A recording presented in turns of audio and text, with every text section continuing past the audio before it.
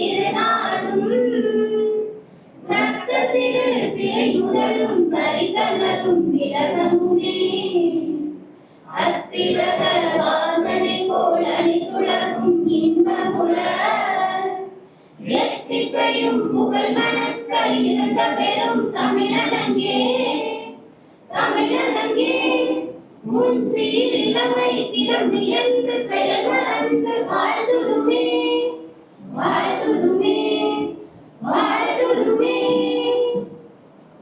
இனிய காலகட்டத்தில் இது பாத்தீங்கன்னா ஒரு வரலாற்று சிறப்பு மிக்க நிகழ்வு. இதுவரைக்கும் சுதந்திரம் பெற்ற இந்தியாவில ஒரு கல்லூரியில இந்த மாதிரி ஒரு கல்லூரி கலை திருவிழாங்கிறதா நம்முடைய தமிழக முதல்வர் ஸ்டாலின் அவர்கள் முதன்முறையாக இந்த ஆண்டு அறிமுகப்படுத்தி வச்சிருக்காங்க. திருவிழாவை அத்தனை கல்லூரிகளிலும் அறிமுகம் செய்து வைத்து சிறப்பாக நடத்தி கொண்டிருக்கும் நம் தமிழக முதல்வர் அவர்களுக்கு என் முதல்வர் இன்று நம் கல்லூரியில் கல்லூரி கலை திருவிழா தொடங்க இருக்கிறது. இவ்விழாவிற்கு வருகை தந்திருக்கும்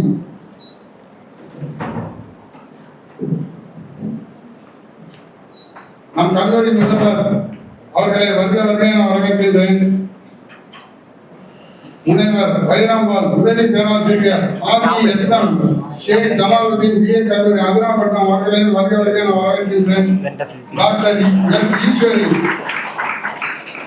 professor department of computer science government arts and science college Anandhi அவர்களை வருக நான் வரவேற்கின்றேன்.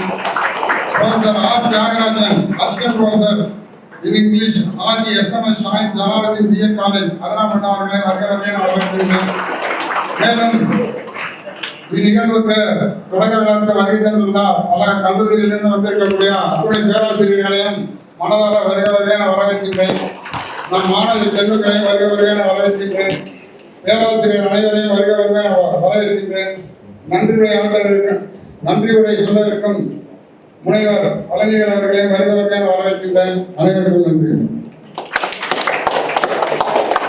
இந்த விழா சீரோடும் சிறப்போடுமாக ஒளி எப்படி இருளில் பரவி இருளை தடுக்குமோ அந்த விதமாக மங்களத்தின் அடையாளமாக இப்பொழுது குத்துவிளக்கு ஏற்றப்படுகின்றது. நம்முடைய கல்லூரி முதல்வர் அம்மா அவர்கள் குத்துவிளக்கை ஏற்றிருக்கிறார்கள். அந்த நிகழ்வு நடைபெறுகின்றது.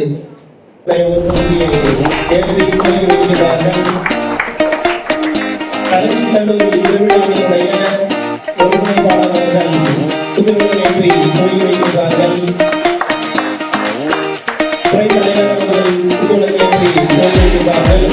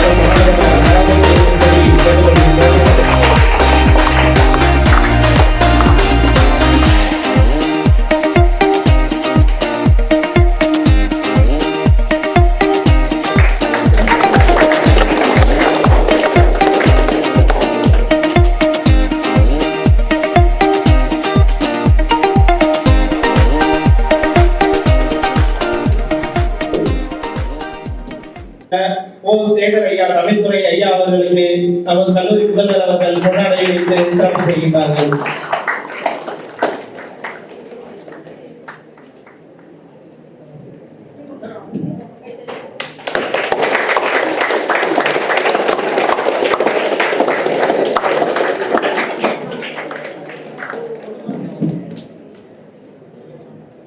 தமிழ் பயிற்றுனர் பல்கலைக்கழக பொறியியல் கல்லூரி ராஜாமணு பட்டுக்கோட்டையிலிருந்து வருகை தந்துள்ள முனைவர் இ புவனேஸ்வரி அவர்களுக்கு கொண்டாட அணிவித்து சிறப்பு செய்யப்படுகிறது.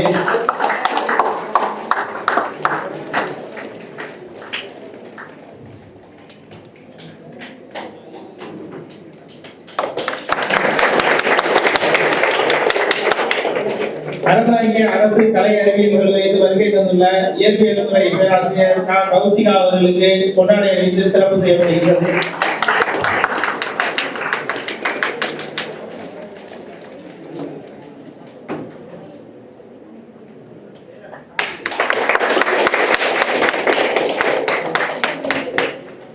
முன்னேற்றத்திற்காக அரும்பாடுபட்டு வந்து நம்முடைய அனைத்து செயல்பாடுகளிலும் வெற்றி மைல்கல்களை நட்டு வரும் நமது கல்லூரி முதல்வர் அம்மா அவர்களை தலைமை உரையாற்றிட அன்போடு பணியோடு வழங்குகின்றேன்.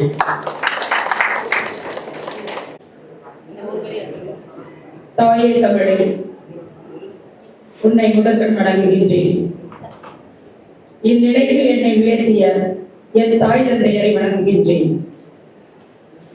தமிழ்நாடு அரசு புதிய அறிவிப்பாக தமிழகம் முழுவதும் இருக்கக்கூடிய அரசு கலை மற்றும் அறிவியல் கல்லூரிகளில் கலையால் கல்வி பயில்வோம், ஏட்டில் படிப்பது மட்டும் கல்வி அல்ல, மாணவர்களுடைய தகுதியை கலைகள் மூலமும் இந்த வெளி உலகத்திற்கு கொண்டு வர வேண்டும் என்பதற்காக கடந்த 1 மாதங்களாக தமிழ்நாடு அரசு கல்லூரிகளில் கலை திருவிழா, கல்லூரி கலை திருவிழா, ஒவ்வொரு மாணவர்களுக்குள்ளும் ஒரு திறமை ஒளிந்திருக்கின்றது, அதனை வெளி உலகத்திற்கு கொண்டு வந்து காமித்தால் மட்டுமே அவர்கள் சமுதாயத்தில் உயர்ந்த இடத்தை அடைய முடியும் என்று தமிழ்நாடு அரசு மாண்புமிகு முதலமைச்சர் அவர்கள் அறிவிப்பின்படி, உயர்கல்வித்துறை அமைச்சர் அறிவிப்பின்படி, தமிழ்நாடு உயர்கல்வித்துறை செயலர் அறிவிப்பின்படி, கல்லூரி கல்வி இயக்குனர் அறிவிப்பின்படி நம் கல்லூரியில் இன்று தொடங்கியது என்று துவக்க விழா இது மாணவர்களுக்கு சொல்லப்பட்டது. ஆனால் 15 நாட்களாக திட்டமிடல் நடைபெற்று ஒவ்வொரு ஆசிரியருக்கும் ஒரு பணி ஒதுக்கப்பட்டு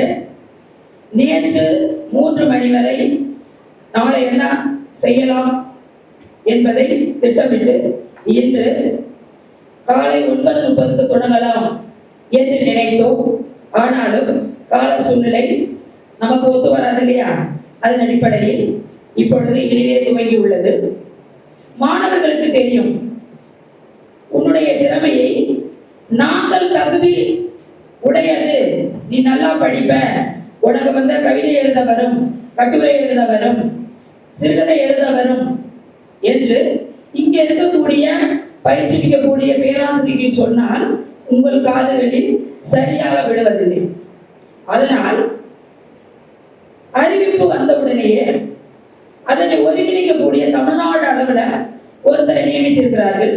நந்தனம் கல்லூரி பேராசிரியர் ஒரு மீட்டிங் போடுறாங்க. அதில் நீங்க நடுவர்களாக இருக்கக்கூடாது, அந்தந்த கல்லூரியில் பேராசிரியர்களாக இருக்கக்கூடியவர்கள் நடுவர்களாக இருக்கக்கூடாது. ஏனென்றால் என் துறை மாணவர், அதனால இவர் சரியா பேசினாரு, கவிதை எழுதினாரு, கட்டுரை எழுதியிருக்காரு, சிறுகதை எழுதினாரு அப்படின்னு சொல்லிட்டு நாம அதிகமான மதிப்பெண்ணை கொடுத்து நம் துறையை முன்னிறுத்துவோம் என்று சொல்லாமல் பிற கல்லூரிகளில் இருக்கக்கூடிய பேராசிரியர்களை நடுவர்களாக நியமிக்க வேண்டும் என்று அறிவிப்பு சொன்னார்கள். அறிவுறுத்தப்பட்டது, ஆணையிடப்பட்டது. அதன் அடிப்படையில் நம் கல்லூரி, அதாவது உங்களுக்கு சொல்லியிருப்பாங்க 30 போட்டிகள், 33 போட்டிகள் அறிவிப்பில் இருந்தது. ஒவ்வொரு கல்லூரியும் 30 போட்டிகள் நடத்த வேண்டும் என்று ஆணையிடப்பட்டது. அந்த 30 போட்டிகள்லையுமே இங்க நம்ம கல்லூரியில ஒரு பேராசிரியர் நியமிக்கப்பட்டு அந்த போட்டிகள் பற்றிய தகவல் எல்லாம் உங்களுக்கு சொல்லியிருப்பார்கள். இதுதான் அருள, இப்படித்தான் இருக்கணும், இத்தனை மாணவர்கள் கலந்துக்கணும், டீம்னா இத்தனை பேர் கலந்துக்கணும் அப்படிங்கறத எல்லாமே திட்டமிடல் எல்லாமே தமிழ்நாடு அரசு ஒவ்வொரு கல்லூரிக்கும் அனுப்பியது. அதன் அடிப்படையில தான் மாணவர்களுடைய சேர்க்கையும் யாரெல்லாம் சேர்ந்து இந்த போட்டிகளில் கலந்து கொள்ளலாம் அப்படிங்கிறத சொல்லி இருப்பாங்க. போட்டியை பற்றிய தகவல்களும் உங்களுக்கு எல்லாம் சொல்லப்பட்டிருக்கும், எல்லாம் சொல்லியிருப்பாங்க. வகுப்பறையில பேர் எடுத்திருப்பாங்க, அப்பவும் சொல்லியிருப்பாங்க.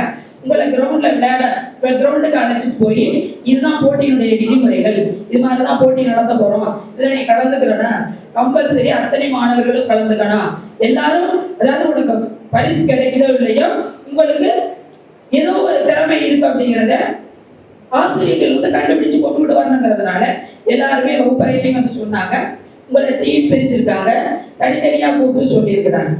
இப்போ இவெல்லாம் நாங்க சொல்லியாச்சு.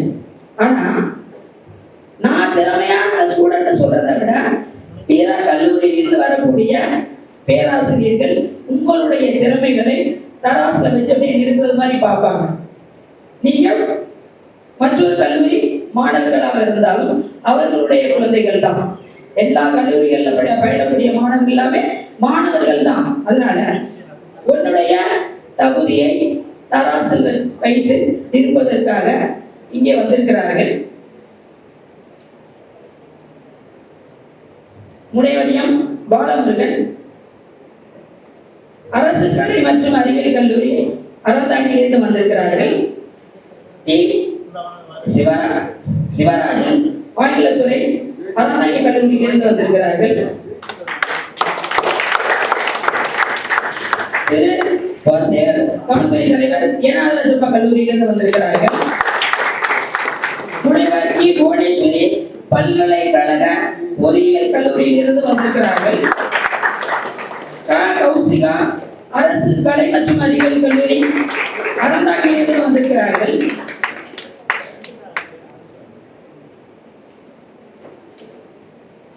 நாவண்ணா வைரம்பால் உதவி பேராசிரியர் காஜி எஸ்.எம்.எஸ். ஜலாலுதீன் பிஎட் கல்லூரியிலிருந்து வந்திருக்கிறார்கள். திரு ஆர் தியாகராஜன் அவர்கள் காஜி எஸ்.எம்.எஸ். பிஎட் கல்லூரியிலிருந்து வந்திருக்கிறார்கள். முனைவர் எஸ். ஈஸ்வரி அரசு கலை மற்றும் அறிவியல் கல்லூரி ஆலங்குடியிலிருந்து வந்திருக்கிறார்கள். முனைவர் எஸ். கார்த்திக் ஆங்கிலத்துறை பாதி மைதீன் கல்லூரி அதனாமட்டத்திலிருந்து வந்திருக்கிறார்கள். முனைவர் எம். முகமது காலின் உதவி பேராசிரியர் பாதர் முகிதின் கல்லூரியில் இருந்து வந்திருக்கிறார்கள். இன்று 4 போட்டிகள் நடைபெற உள்ளது. 4 போட்டிகளுக்கும் அவர்களே நடுவர்களாக இருந்து உங்களுக்கு உங்களுடைய திறமைக்கு மதிப்பெண்ணிடுவார்கள். அவர்களை கலை திருவிழாவின் சார்பாக கல்லூரியின் சார்பாக முதல்வர் என்ற முறையில் அனைவரையும் வருக வருக என்று வரவேற்று மகிழ்கின்றேன்.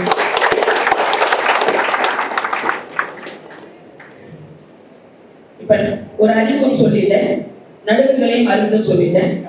ஆனா இந்த நிகழ்வு மிக சிறப்பாக நடைபெறுவதற்கு அனைத்து துறை தலைவர்களும் அனைத்து துறை பேராசிரியர்களும் அனைத்து துறை மாணவ மாணவியர்களும் ஒத்துழைப்பு கொடுத்து சிறப்பாக நடைபெற்றுக் கொண்டிருக்கிறது. அவர்களை விழாவின் சார்பாக வருக வருக என்று வரவேற்று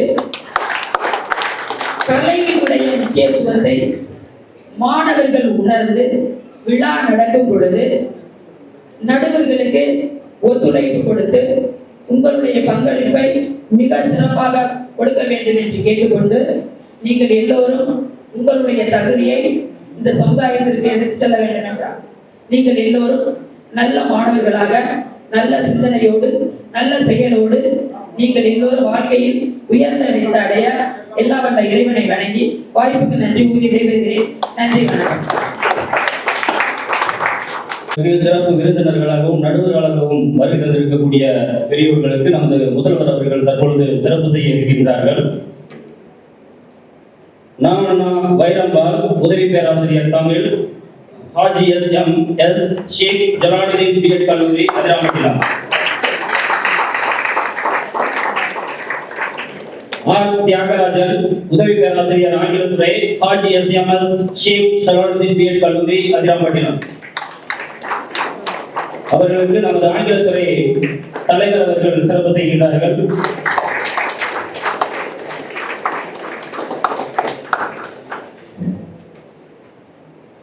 முனைவர் எஸ். ஈஸ்வரி கௌரவ விரிவுரையாளர் கணினி அறிவியல் துறை அவர்களுக்கு நமது முதல்வர் அவர்கள் தற்பொழுது சிறப்பு செய்வார்கள்.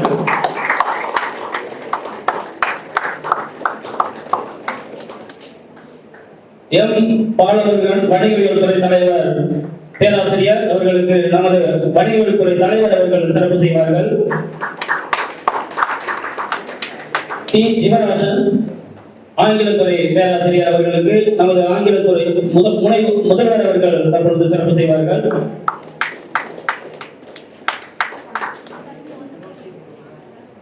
சிறப்பு விருந்தினராக நடுவராக வருகின்ற அதிராமட்டினம் கல்லூரி சார்ந்த கார்த்திக் அவர்களையும் முகமது காலித் அவர்களையும் வரவேற்கிறோம். அவர்களுக்கு நமது முதல்வர் அவர்கள் சிறப்பு செய்வார்கள். எஸ் கார்த்திக் உதவி பேராசிரியர் ஆங்கிலத்துறை பேராசிரியர் அவர்களுக்கு நமது வணிகவியல் துறை தலைவர் அவர்கள் பொன்னாடை போட்டி கௌரவிப்பார்கள். முகமது காலித் உதவி பேராசிரியர் ஆங்கிலத்துறை காதல் முகிதீன் கல்லூரி அதிராம்பட்டினம் அவர்களுக்கு நமது ஆங்கிலத்துறை தலைவர் அவர்கள் பொன்னாடை போட்டி கௌரவிக்கின்றார்கள்.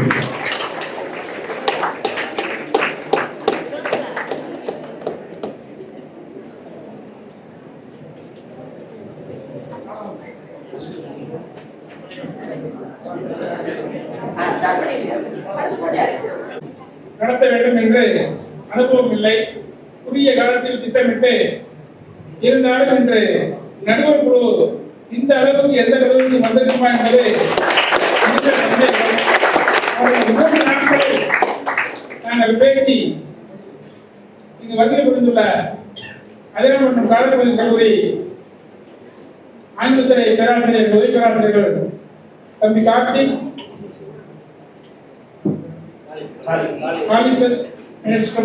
அன்பு தம்பிகள் சிவராஜன், பாலமுருகன், ஏனராஜ் சேகர் சார், ஈஸ்வரி மற்றும் கல்லூரியிலிருந்து வந்திருக்கக்கூடிய அனைத்து நடுவர்களையும் இங்கு ரொம்ப நேர்மையா நீங்க பண்ணி கொடுத்துருங்க. மாற்றுக்கிறது இல்லை. சுருங்கிய காலமா இருக்கு. 2 மணிக்கு காலேஜ் முடியுது. ஆனா இந்த நிகழ்ச்சி நம்ம ஆரம்பிக்கல. கொஞ்சம் ஒரே ஸ்பீடப்பா 2 நிமிடத்தோட நிகழ்ச்சி நடத்தலாம்னு நினைக்கிறேன். நல்லபடியா பண்ணி கொடுங்க. இந்த எங்க அழைப்பை ஒரே அனைவரையும் வாழ்த்தி இந்த விழா அடுத்த 10 நாட்களில் சீரும் சிறப்பாக நடப்பதற்கு எல்லாருடைய ஒத்துழைப்பும் தேவை.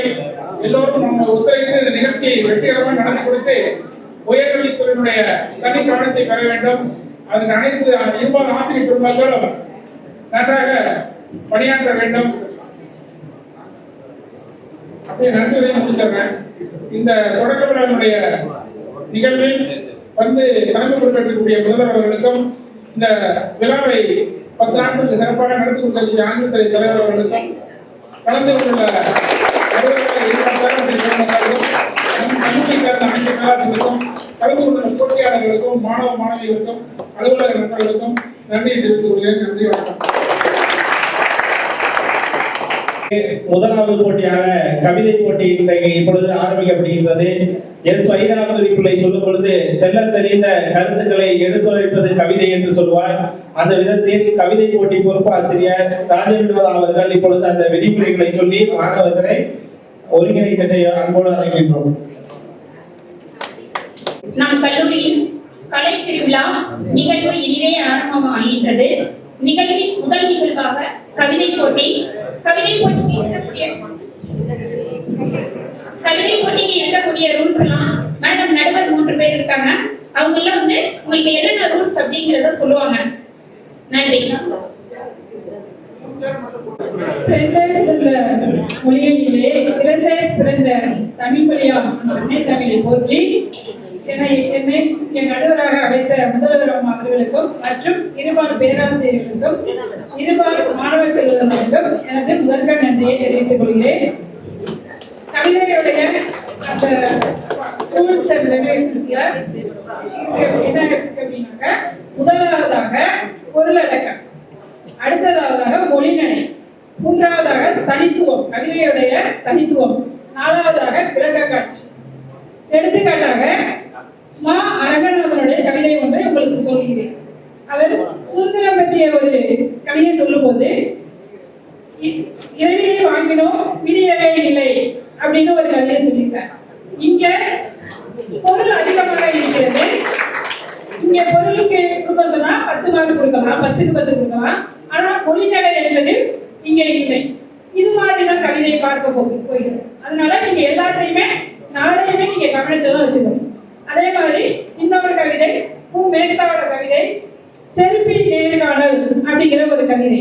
அதுல அவர் என்ன சொல்லியிருப்பாரு அப்படின்னாக்க, அதாவது நாங்கள் சரிவுகளை மிதிக்கும் போது சக்தியாகிறோம், ஆனால் மலர்களை மிதிக்கும் போது மௌனமாகிறோம் அப்படின்னு ஒரு கவிதை சொல்லியிருப்பார். இங்க பொருளும் அதிகமா இருக்கு, மொழிநடையும் அதிகமாக இருக்கிறது. தனித்துவமும் அதிகமாக இருக்கிறது. அப்ப இந்த கவிதைக்கு சொல்ல போனா நம்ம வந்து 50க்கு 40 அப்படின்ற மதிப்பெண் கொடுக்கலாம். இந்த மாதிரி தான் உங்க கவிதையை நாங்க வந்து எடுக்க போகிறோம். அதனால இது அனைத்தையும் நீ கவனத்தில் கொண்டு கவிதையை எழுத வேண்டும். கவிதை புது கவிதையாக இருக்கலாம், மரபு கவிதையாக இருக்கலாம், கைகூ கவிதையாக இருக்கலாம். எந்த கவிதையாக இருந்தாலும் இந்த நாளையும் நீங்க கவனத்தில் வச்சுக்கணும். நன்றி. 1 விடியலை நோக்கி. தலைப்பு விடியலை நோக்கி. 2வது தலைப்பு சுதந்திர சிந்தனை. சுதந்திர சிந்தனை. 3வது தலைப்பு இயற்கை என்னும் பேரழகி. இயற்கை என்னும் பேரழகி. இந்த 3 தலைப்புகளில் உங்களுக்கு பிடித்தமான தலைப்புகளை நீங்களே தேர்ந்தெடுத்துக் கொள்ளலாம். அரை மணி நேரம் கவிதை எழுதுவதற்கு நேரம் ஒதுக்கிட்டாங்க. அந்த அரை மணி நேரத்துக்குள்ள கவிதை எழுதிடணும். அடுத்த அரை மணி நேரம் நீங்க படிச்ச கவிதையை வந்து இங்க வாசிக்கணும். சரிங்களா? எழுத ஆரம்பிக்கலாம்.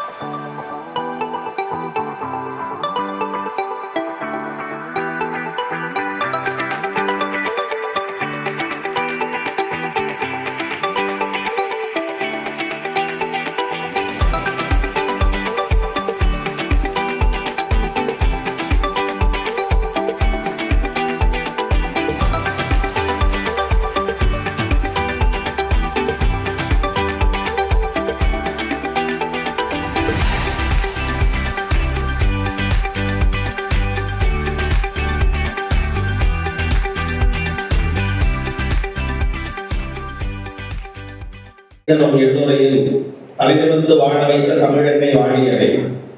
உந்தன்புகள் சொல்லி கூறிய வார்த்தைகளை எண்ணினிலே தினம் ஓங்கி வளரும் முன்சிறப்பு வெளி நாட்டினிலே அல்ல குறையாமல் கொடுக்கின்றாய் அடடா அட்சிய பாத்திரமும் உனக்கு அடுத்த நிலைதான். விண்ணை முட்டும் கருத்துக்கள் உன்னிடத்தில் இன்று முதல் விண்ணை தொட்ட பெண்மணியும் முன்னிடமே என்ற போற்றுதலுக்கும் புகழுக்கும் உரிய தாய்மொழியா தமிழுக்கு என் முதல் வணக்கம். கல்லூரி கலை திருவிழா பேராவூரணி அரசு கலை மற்றும் அறிவியல் கல்லூரி கலை திருவிழாவிற்கு நடுவராக என்னை அழைத்தமைக்கு முதலில் இக்கல்லூரி முதல்வர்களுக்கும் இருபால் ஆசிரியர் பெருமக்களுக்கும் என் நன்றியினை தெரிவித்துக் கொள்கிறேன். இந்த கல்லூரி கலை திருவிழாவில் எனக்கு வழங்கப்பட்ட பொறுப்பு என்ன அப்படின்னா, சிறுகதை போட்டிகளை நடத்தி அதுல ஆகச்சிறந்த சிறுகதைகளை ஒரு முதல் 3 இடங்கள் நினைக்கிறேன், முதல் 3 இடங்கள் தேர்ந்தெடுக்கணும் அப்படிங்கிறதான் எனக்கு வழங்கப்பட்ட பொறுப்பு. அந்த பொறுப்பை வந்து என்னால் முடிந்த அளவு மிகச்சிறப்பாக செய்து முடிக்க நான் முயற்சி செய்கிறேன். அதுல ஒரு 3 தலைப்பு கொடுத்திருக்காங்க. தலைப்பு அம்மாவின் கண்களில் மறைந்திருந்த கனவுகள். முதல் தலைப்பு அம்மாவின் கண்களில் மறைந்திருந்த கனவுகள். 2வது தலைப்பு தொலைந்த புத்தகம் மீண்டும் கிடைத்த நாள். தொலைந்த புத்தகம் மீண்டும் கிடைத்த நாள். 3வது தலைப்பு கிராமத்து திருவிழாவில் மறைந்த குரல். கிராமத்து திருவிழாவில் மறைந்த குரல். இந்த 3 தலைப்பு அம்மாவின் கண்களில் மறைந்திருந்த கனவுகள், தொலைந்த புத்தகம் மீண்டும் கிடைத்த நாள், கிராமத்து திருவிழாவில் மறைந்த குரல். இந்த 3 தலைப்புகளின் கீழ தான் நம்ம வந்து சிறுகதை எழுத போறோம். சிறுகதை அப்படின்னாலே நம்ம நினைவுல வந்தது புதுமை பித்தன், டி. ராஜநாயகம் அப்படின்னு தமிழ்ல நிறைய சிறுகதை எழுத்தாளர்கள் இருக்காங்க. ஸோ அந்த வரிசையில நாமும் வந்து இந்த தலைப்புகளின் கீழ மிகச்சிறந்த ஒரு சிறுகதையை முதல் 3 இடம் நம்ம இதுல நம்ம தேர்ந்தெடுக்கணும். நீங்க இதுல வந்து எல்லாருமே வந்து அலட்சியப்பா எழுதுவீங்க, மிகச்சிறந்த படைப்புகளை தருவீங்க அப்படிங்கிற நம்பிக்கையில தான் நாங்க இருக்கோம். ஸோ அந்த படைப்புகளை எதிர்நோக்கி காத்திருக்கோம். அந்த தலைப்புகள் கீழ நீங்க அந்த சிறுகதைகளை எழுதி எழுத தொடங்கலாம். அடுத்ததாக 3வது போட்டியாக பேச்சு போட்டி நடைபெற உள்ளது. மாணவர்களுடைய அந்த பேச்சு ஆற்றலை வெளிக்கொணர்வதற்காக தமிழ்நாடு அரசு உயர்கல்வித்துறை சீரிய முறையில் நடைபெறுகின்ற இந்த கல்லூரி கலை திருவிழாவிலே அடுத்ததாக பேச்சு போட்டி நடைபெற உள்ளது. மாணவ மாணவிகள் ஆர்வத்தோடு பங்கு பெற்றார்கள். இந்த நடுவர்களாக சாதனமொழியின் கல்லூரியின் ஆங்கிலத்துறை உதவி பேராசிரியர் திரு கார்த்திக் சார் அவர்களை அன்போடு பேச அழைக்கின்றேன்.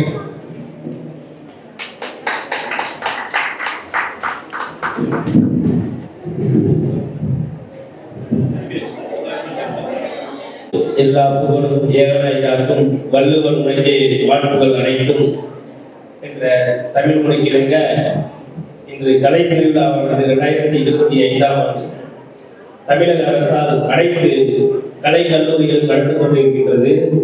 இந்த சிறப்பு விழாவிற்கு எங்களை அழைத்து நடுவர்களாக தீர்மானித்ததற்கு நமது பேராவூரணி கலை அறிவியல் கல்லூரியின் முதல்வர் அவர்களுக்கு மனமார்ந்த நன்றியை தெரிவித்துக் கொள்கின்றேன். எங்களை அழைத்ததற்கு என்னுடைய பணியாற்றக்கூடிய உதவி பேராசிரியர் முகமது காலி சார் அவர்களுக்கும் மற்றும் அறந்தாயிலிருந்து வருகின்ற பாலமுருகன் சார் ஆகிய 3 பேரும் எங்களை நடுவர்களாக அழைத்தார்கள். அவர்களுக்கு மனமார்ந்த நன்றியை தெரிவித்துக் கொண்டு, பேச்சு போட்டி என்றால் என்ன அப்படிங்கிறது ரொம்ப எல்லாராலும் சிறப்பாக பேச முடியும் என்ற நம்பிக்கை. அனைவரும் கல்லூரியில் ஒரு 1500 மாணவர்கள் பேர் படித்துக் கொண்டிருக்கின்றார்கள். ஆனால் அனைவருமே பேச்சு போட்டியிலோ அல்லது கவிதை போட்டியிலோ மற்ற போட்டிகளிலோ பங்கேற்பதில்லை. நமது வெற்றி என்பது வாழ்க்கையில் முக்கியமே இல்லை, முயற்சி என்பதுதான் வாழ்க்கையிலே மிக சிறந்த ஒரு எடுத்துக்காட்டாக இருக்க வேண்டும். நம்ம சின்ன பிள்ளையில கதை கேட்டிருப்போம். என்ன கதை என்றால் முயல் பிளஸ் ஆமை கதை கேட்டிருப்போம். முயலும் ஒரு நாள் வெற்றி பெறும், ஆமையும் ஒரு நாள் வெற்றி பெறும், முயல் ஆமை என்றுமே வெற்றி பெறாது. ஆகையால் நம் போட்டியில் வெற்றி பெற்ற அனைவருமே வெற்றி மாணவர்கள் தான். அதுல முதல் பிரைஸ், 2ஆம் பிரைஸ், 3ஆம் பிரைஸ் என்பது அடுத்த கட்ட நிகழ்வு. ஆனால் நமது போட்டியில கலந்துகிறதே மிகப்பெரிய வெற்றி தான் என்பதை எடுத்துக்காட்டாக சொல்லி நமது பேச்சு போட்டியில் சிறந்த ஒரு 4 பண்புகளை மட்டும் தற்போது நாங்கள் 3 நடுவர்களை எடுத்து வைத்துள்ளோம். முதலாவதாக கான்பிடன்ட், ஒரு நம்பிக்கை, அதுக்கான ஒரு மார்க் 2 மார்க்கும், அதுக்கு ஃப்ளூயன்சி, தெளிவாக பேசக்கூடியதுக்காக ஒரு 10 மார்க்கும், அண்ட் கிளாரிட்டியாக இருக்கிறதுக்கு 10 மார்க்கும், அண்ட் டைம் மேனேஜ்மெண்ட், கால மேலாண்மை என்பது வாழ்க்கையில் மிக சிறந்த ஒரு முக்கியமாக கருதப்படக்கூடியது. அதனால கொடுத்த 5 நிமிடத்தில் சரியான உனது பேச்சு திறமையை எடுத்து வைத்து சிறப்பாக பேச வேண்டும் என்று வாழ்த்து தெரிவித்துக் கொண்டு, இன்றைய தலைப்பு என்னவென்றால் இன்றைய சமுதாயத்தில் மாணவர்களின் பங்கு. நோட் பண்ணிக்க, இன்றைய சமுதாயத்தில் மாணவர்களின் பங்கு மிக அருமையான ஒரு தலைப்பை நமது பேராசிரியர்கள் எடுத்து வைத்துள்ளார்கள். இன்றைய மாணவர்களின் நிலைமை என்னவென்றால் நமக்கே தெரியும்.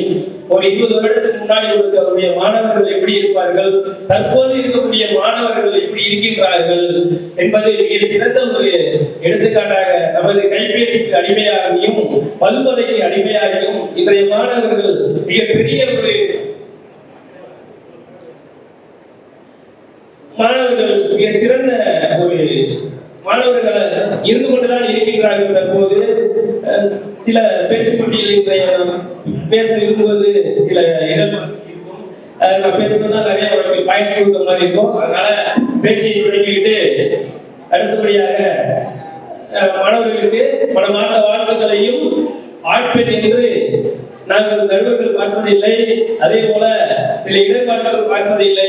நீ திறமையே உன்னிடம் இருந்தால் நீ வெற்றி பெறலாம் என்று வாழ்த்து கூறி விடைபெறுகிறேன். நன்றி, வணக்கம்.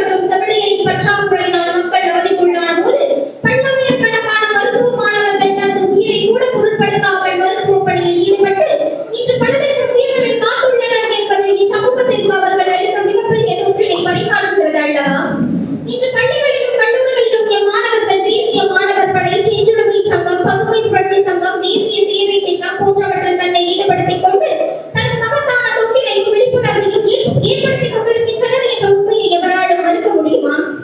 ஒரு காலத்தில் அனைவரையும் அச்சுறுத்திய நீட் தேர்வினை கூட இன்றைய மாணவர்கள் அசாதாரணமாக கடந்து வருகின்றனர் என்ற உண்மை கல்வியில் அவர்கள் பெற்ற உச்சநிலையை அல்லவா காட்டுகிறது. சென்ற ஆண்டுகளில் தர்மபுரி மாவட்டத்தைச் சேர்ந்த இப்பள்ளி கல்லூரி மாணவிகள் பூமியில் இருந்த வியாழன் கோளை கண்டு ரசிக்கும் அதிநவீன கருவி ஒன்றை கண்டுபிடித்துள்ளனர் என்ற செய்தி அறிவியலில் அவர்கள் பெற்ற ஆற்றல் நிலையை அல்லவா காட்டுகிறது.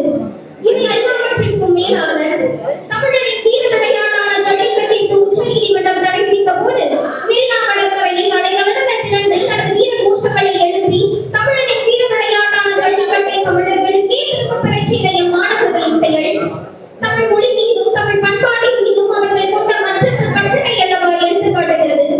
இன்னும் சொல்லிக்கொண்டே போகலாம் எம்மாணவர்களின் மாபெரும் செயல்களை. இந்தியாவின் எதிர்காலம் இன்றைய மாணவர்களை. இன்றைய நல்ல மாணவர்களினாலே சமுதாயத்தில் நல்ல குடிமக்கள் ஆகின்றனர். எனவே அவர்களை அவர்கள் பாதையில் செல்ல விடுங்கள். நிச்சயம் ஒரு நாள் வானத்தை வசப்படுத்தி வசந்தத்தை இந்தியாவிற்கு வழங்குவார்கள் என்று கூறி வாய்ப்பளித்தமைக்கு நன்றி பாராட்டி விடைபெறுகிறேன். நன்றி, வணக்கம். வான்பொதிகை நடமாடி சங்கம் ஊன்றாடி சாரணியே விளையாடி எங்கும் ஒளிர்கின்ற எங்கள் பொங்கு புது தமிழே தாயே உன்னை வணங்குகிறேன். அவைக்கு என் முதல் வணக்கம். தமிழ் சான்றார் அவைக்கு என்றும் யான் இணக்கம். அவையோர் அனைவரையும் வணங்கி கூறுகிறேன் அவை வணக்கம். இன்று எனக்கு வழங்கப்பட்ட தலைப்பு இன்றைய சமுதாயத்தில் மாணவர் பங்கு. இன்றைய சமுதாயத்தில் மாணவர் பங்கு என்பது ஒரு தலைப்பு மட்டுமல்ல, அது ஒரு பொறுப்பு. ஒவ்வொரு மாணவரின் உள்ளத்தில் இருந்தும் எழ வேண்டிய ஒரு துடிப்பு. இன்று உலகம் எவ்வளவோ வேகமாக சென்று கொண்டிருக்கிறது. தொழில்நுட்ப வளர்ச்சி, சமூக மாற்றங்கள், சுற்றுச்சூழல் பிரச்சனைகள், பொருளாதார சவால்கள், அரசியல் என இத்தனை சவால்களுக்கு மத்தியில் இவ்வுலகம் இயங்கிக் கொண்டிருக்கிறது. இத்தகைய சூழ்நிலையில் மாணவரின் பங்கு இச்சமூகத்திற்கு எவ்வளவு தேவை என்பதை ஒவ்வொரு மாணவரும் அறிந்திருக்க வேண்டும். ஒரு 6 வயது மாணவனிடம் சென்று நீ எதிர்காலத்தில் என்னவாக போகிறாய் என்று கேட்டால் நான் மருத்துவராக போகிறேன் என்கிறார். அதே மாணவரிடம் 14 வயதில் சென்று நீ என்னவாக போகிறாய் என்று கேட்டால் நான் நல்ல குடிமகனாக போகிறேன் என்கிறார். அதே மாணவருக்கு 21 வயது நிறைவடையும் போது நீ என்னவாக போகிறாய் என்று கேட்டால் அவன் என்ன கூறுகிறான் தெரியுமா? Welcome to my YouTube channel என்று அழகாக அடுத்த மொழியான ஆங்கிலத்தில் கூறுகிறான். இங்கு ஊடகங்களை பயன்படுத்துவது தவறு என்பது என் கருத்தல்ல. அந்த ஊடகங்களை சமூகத்திற்காக நாம் எந்த முறையில் பயன்படுத்துகிறோம் என்பதை சிந்திக்க வேண்டும் என்பதுதான் என்னுடைய கருத்து. இன்று எத்தனையோ மாணவர்கள் கல்வியில் சிறந்து விளங்கி நம் நாட்டின் முன்னேற்றத்திற்கு அடித்தளம் அமைத்துக் கொடுத்திருக்கிறார்கள். கலை, இலக்கியம், அறிவியல், சமூகம், பொருளாதாரம் என எல்லா துறைகளிலும் புதுமைகளை படைக்கும் சக்தி மாணவர்களுக்கு உண்டு என்பதை இங்கு எவராலும் மாற்றி கூறிட முடியாது. நம் மாணவர்கள் சமூக பிரச்சனைகள் குறித்து விழிப்புணர்வுடன் தான் இருக்கிறார்கள். குழந்தை தொழிலாளர் எதிர்ப்பு, பாலியல் சமத்துவம், பசுமை புரட்சி என எத்தனையோ பிரச்சனைகளுக்காக இங்கு மாணவர்கள் போராடி கொண்டிருக்கிறார்கள். இந்த சமுதாயத்தில் மாணவரின் பங்கு என்ன என்பதற்கு 1000 எடுத்துக்காட்டுகள் தேவையில்லை. ஒன்று போதும், அதுதான் ஜல்லிக்கட்டு. ஜல்லிக்கட்டு என்ற ஒன்றிற்காக எத்தனை மாணவர் பட்டாளர்கள் போராட்ட களத்தில் இன்று போராடியது என்பதை அறிந்திருந்தாலே போதும் இச்சமூகத்திற்கு மாணவர்கள் எத்தனை பங்காற்றுகிறார்கள் என்பதை தெரிந்து கொள்ள. 16 வயதில் வெள்ளையர்களை எதிர்த்து சிறைச்சாலை சென்ற தில்லையாடி வள்ளியம்மையும் 14 வயதில் சுதந்திரத்திற்காக உயிர் நீத்த சந்திரசேகர ஆசாத் அவர்களும் பிறந்த நாடு நம் நாடு. அவர்கள் வழியில் பிறந்த நாம் மட்டும் தலைத்தவர்களா என்ன? நம் மாணவர்கள் பல தரப்பிலும் தலைமை பண்புடன் திகழ்கிறார்கள். இத்தகைய தலைமை பண்பு நிச்சயம் அவர்களை எதிர்காலத்தில் பெரிய தலைவர்களாகும். நம் மாணவர் தான் சமூக முன்னேற்றத்தின் ஆரம்ப கட்டமாக விளங்குகின்றனர். அவர்களின் மனதில் எழும் சீர்திருத்த எண்ணங்களே அடுத்த தலைமுறைகளுக்கு வழிகாட்டும் உந்து சக்தியாக அமைகிறது. நம் மாணவர்களில் பலர் தன்னார்வ தொண்டு நிறுவனங்களை நிறுவியும் அவற்றோடு இணைந்தும் சமூக பணிகளில் ஈடுபட்டு வருகிறார்கள். சமூக ஊடகங்களில் சமூக விழிப்புணர்வுகள் குறித்து விழிப்புணர்வுகள் ஏற்படுத்துகிறார்கள். எத்தனையோ சாதனைகளை நம் மாணவர்கள் புரிந்திருந்தாலும் கூட நம் மனதில் சின்ன நெருடலாக அமைவது நம் நாட்டின் அர்த்தமாக உள்ள போதை மோகம். நம் மாணவர்களின் சிலர் போதை மோகத்தால் போதை பழக்கத்திற்கு அடிமையாகி வாழ்வை தொலைத்து குற்ற செயல்களை புரிந்து வருகின்றனர். அவர்களும் அப்போதை பழக்கத்தில் இருந்து நீங்கி நம் நாட்டின் முன்னேற்றத்திற்கு பாடுபட்டால் நம் நாடு விரைவில் வல்லரசு நாடு ஆகிவிடும். இன்னும் எத்தனை நாள் நமக்கான தலைவர்களை திரைக்கூடங்களிலே தேடிக் கொண்டிருப்பது? நாமே நம் மக்களுக்கு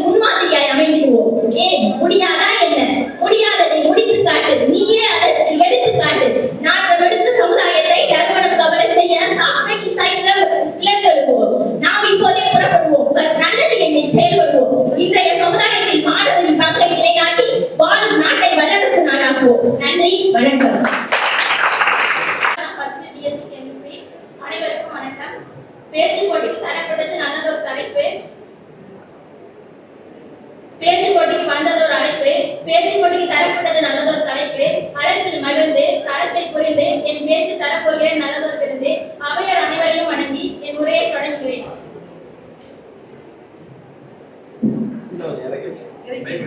சமுதாயத்தில் மாணவர்கள் முதுகெலும்பு. அவர்கள் நாளைய தலைவர்கள், பொறியாளர்கள், மருத்துவர்கள், விஞ்ஞானிகள் ஆவர். இன்றைய சமூகத்தில் மாணவர்களோட அறிவு, திறன் மற்றும் வாழ்க்கை பாடங்களை மட்டும் பெறப்படுவது மட்டுமல்லாமல் சுற்றுச்சூழல் பாதுகாப்பு, தொழில்நுட்ப வளர்ச்சி, மனிதநல மேம்பாடு ஆகியவற்றில் பங்காற்ற வேண்டும். அது மட்டுமின்றி அவர்கள் டிஜிட்டல் உலகத்தில் அவர்கள் தொழில்நுட்பங்களை மட்டும் பயன்படுத்துவது மட்டுமல்லாமல் அதன் நன்மைகளை நாட்டின் நலனுக்காக மட்டுமே பயன்படுத்த வேண்டும். சுற்றுச்சூழல் பாதுகாப்பு, சுற்றுச்சூழல் பாதுகாப்பு பற்றிய விழிப்புணர்வு, நீர் மேலாண்மை, கழிவு மேலாண்மை போன்ற செயல்பாடுகளில் பங்காற்ற வேண்டும். மாணவர்கள் நம் நாட்டின் வருங்கால தூண்கள் என்கிறார் பேரறிஞர் அண்ணா. அவர்கள் சமூகத்தில் எதிர்கொள்ளக்கூடிய கடமைகள் என்னவென்றால் சுற்றுச்சூழல் பாதுகாப்பு பற்றிய விழிப்புணர்வு, சமுதாயத்தில் ஏற்படக்கூடிய ஏற்ற இறக்கங்களை காண்பது, அது மட்டுமின்றி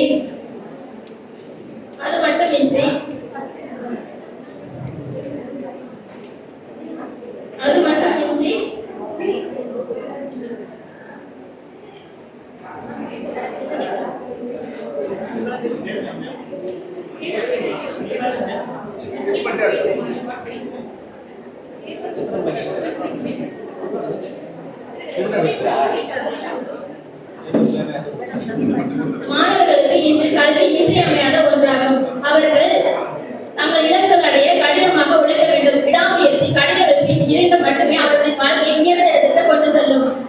மாணவர்கள் நிலை இன்று மிகவும் மோசமான நிலையில் உள்ளது. அவர்கள் கஞ்சா உள்ளிட்ட போதைப் பொருட்களை எடுத்துக்கொண்டு நாட்டின் சமுதாயத்தை சீர்திருத்திக் கொண்டிருக்கின்றனர். அது மட்டுமின்றி ஒரு நாட்டின் சமுதாயத்தை மாணவர்கள் மட்டுமே மாற்றி அமைக்க முடியும் என்று கூறி விடைபெறுகிறேன்.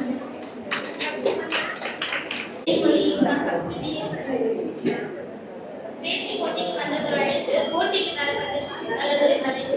அழைப்பில் மகிழ்ந்த தலைப்பை கொடுத்து என் பேச்சிலே தரப்போகிறேன் நல்லதொரு விருந்து. அவையோர் அனைவரையும் வணங்கி உரையை தொடங்குகிறேன். மாணவர்கள் நம் நாட்டின் வருங்கால சூழ்நிலை பேரறிஞர். மாணவர்கள் சமுதாயத்தை நினைத்தால் நாட்டின் மிகப்பெரிய புரட்சிகளை நிகழ்த்த முடியும் என்பதற்கு பல சாட்சிகளும் உள்ளன. அத்தகைய மாணவர்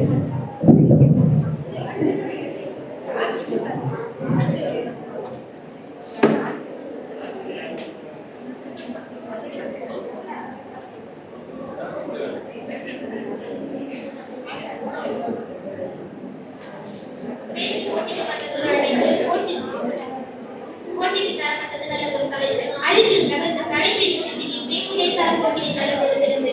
அவையோர் அனைவரையும் வணங்கி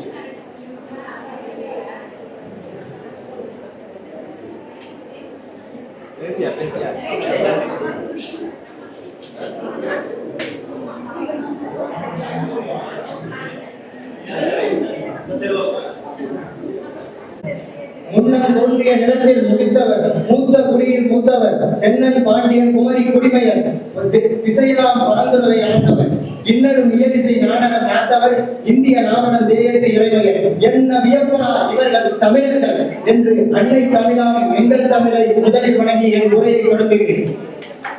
நமக்கு கொடுக்கப்பட்ட தலைப்பு என்னவென்றால் இன்றைய சமுதாயத்தில் மாணவர்களின் பங்கு. மாணவர்களின் பங்கு என்ன என்றால் என்ன?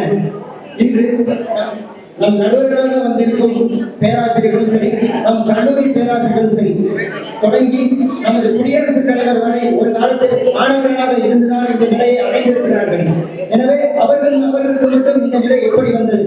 அவர்களுக்கு ஒழுக்கம், அவர்களுக்கு கற்பிக்கப்பட்ட முறை, அவர்களுக்கான தன்னம்பிக்கையில் அவர்கள் இந்த நிலையை அடைந்திருக்கிறார்கள். ஆனால் நாம் என்ன செய்கிறோம்?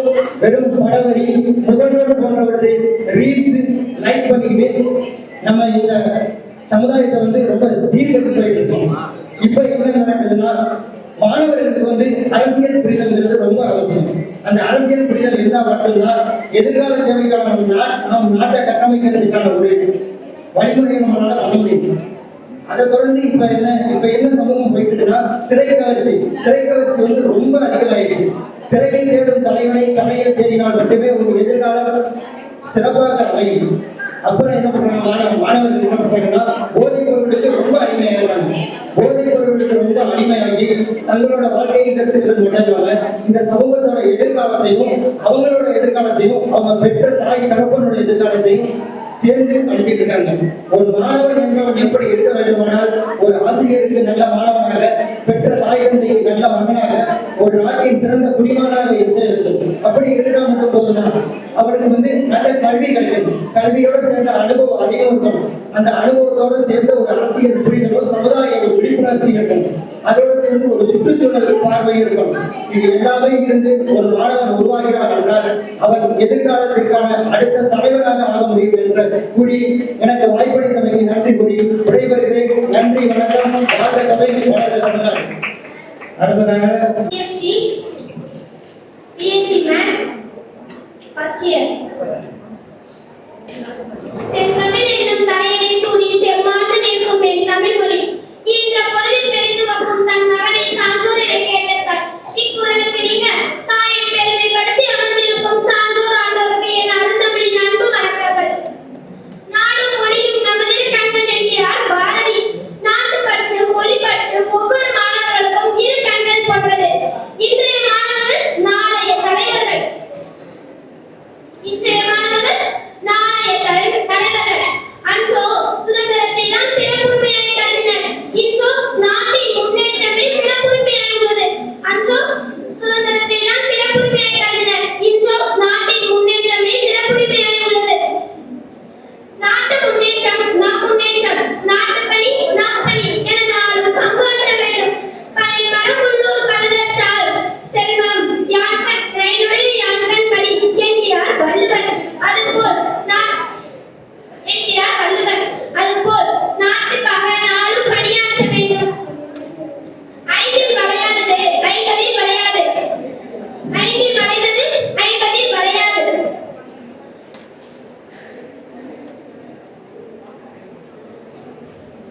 ஐந்தில் வளைந்தது ஐம்பதில் வளையாது. கற்க கசடர் என்ற குறளுக்கு என்ற உலக பொதுமறைக்கு ஏற்ப கசடில்லாமல் கற்க வேண்டும். கல்வியை நாட்டின் கல்வி பெற காரணத்தினால் வளர்படும் துன்பங்கள் ஏராளம் ஏராளம். கல்வி பெற காரணத்தினால் வளர்படும் துன்பங்கள் ஏராளம் ஏராளம். மான் குண்டல் அவன் மாணவன், மான் என்றால் பெருமை. மான் குண்டல் அவர்கள் என மாணவர்களாகிய நம்மையே பெருமைப்படுத்துகின்றனர். மண்ணை குலைத்தால் தான் பாண்டம் வரும். அதுபோல் மாணவர்கள் செம்மை கடத்தினால்தான் இந்தியா என்ற தாய்நாடு வளரும். நாட்டு முன்னேற்றமே நம் முன்னேற்றம். மேன்மை ஒழுக்கம் வேண்டும், மேதையாய் உயரல் வேண்டும், வாழ்வுகள் அடைதல் வேண்டும், வாழ்வில் உண்மை வேண்டும். விதைத்ததை விதையும் என்பது முன்னோர்கள் வாக்கு. இளமையில் கற்பவையே பின்பற்ற வேண்டும், அவை நல்லவனவாய் இருக்க வேண்டும். மாணவ கடமை என்றால் என்ன?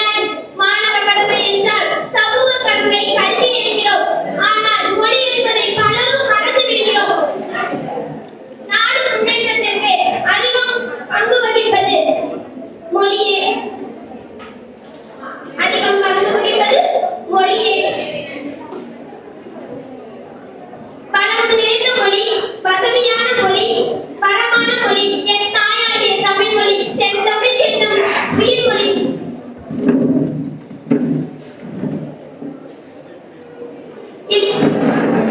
செந்தமிழ் என்னும் உயிர்மொழி. இளங்கோவடிகள் எழுதிய தமிழே என் தாயே தமிழே என கூறி இன்றைய சமுதாய மாணவர்களின் கையில் என்பதை ஆழம் பதிய வேண்டும் என்று கூறி வாய்ப்புக்கு என கூறி நன்றி, வணக்கம்.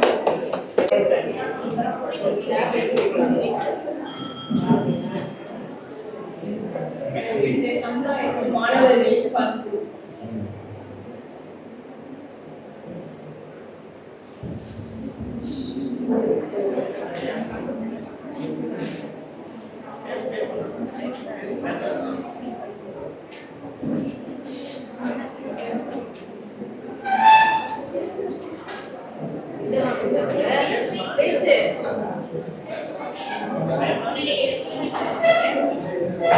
Thank you.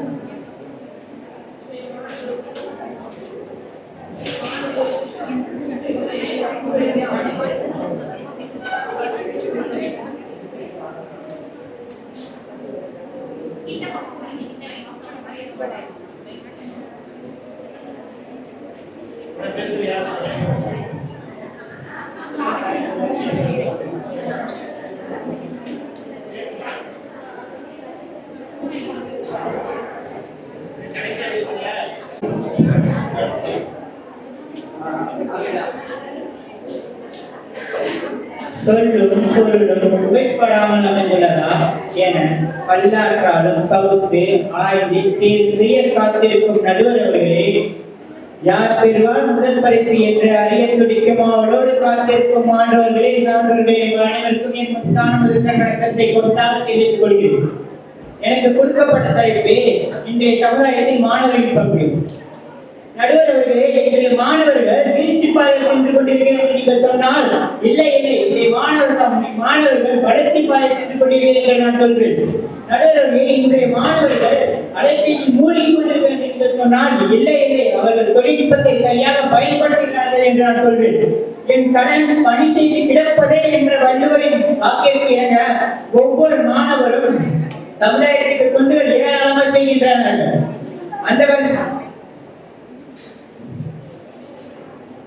அந்த வரிசையில் ஒவ்வொரு மாணவர்களும் சமுதாயத்தை பேணி காப்பதற்காக சுற்றுப்புறத்தை தூய்மையாக வைத்துக் கொள்கிறார்கள், சாலைகளை சரி செய்ய உதவுகிறார்கள், மருத்துவத்தை எப்படி பேணுவது என்று காப்பதற்கு உதவி செய்கிறார்கள், இயற்கை பேரழிவின் போது உதவுவதற்கு முன்வந்து வருகிறார்கள்.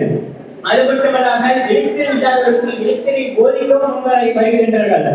இன்றைய சமுதாயம் என்ன செய்திவிட முடியும் என்று யோசிக்காதீர்கள். நமக்கு அண்டை நாடான நேபாள நாட்டில் இன்று நடைபெற்றுக் கொண்டிருக்கிறீர்கள். யாருக்காவது தெரியுமா? என் பெயர் பிரபாகர். எனக்கு பேச கொடுக்கப்பட்ட தலைப்பு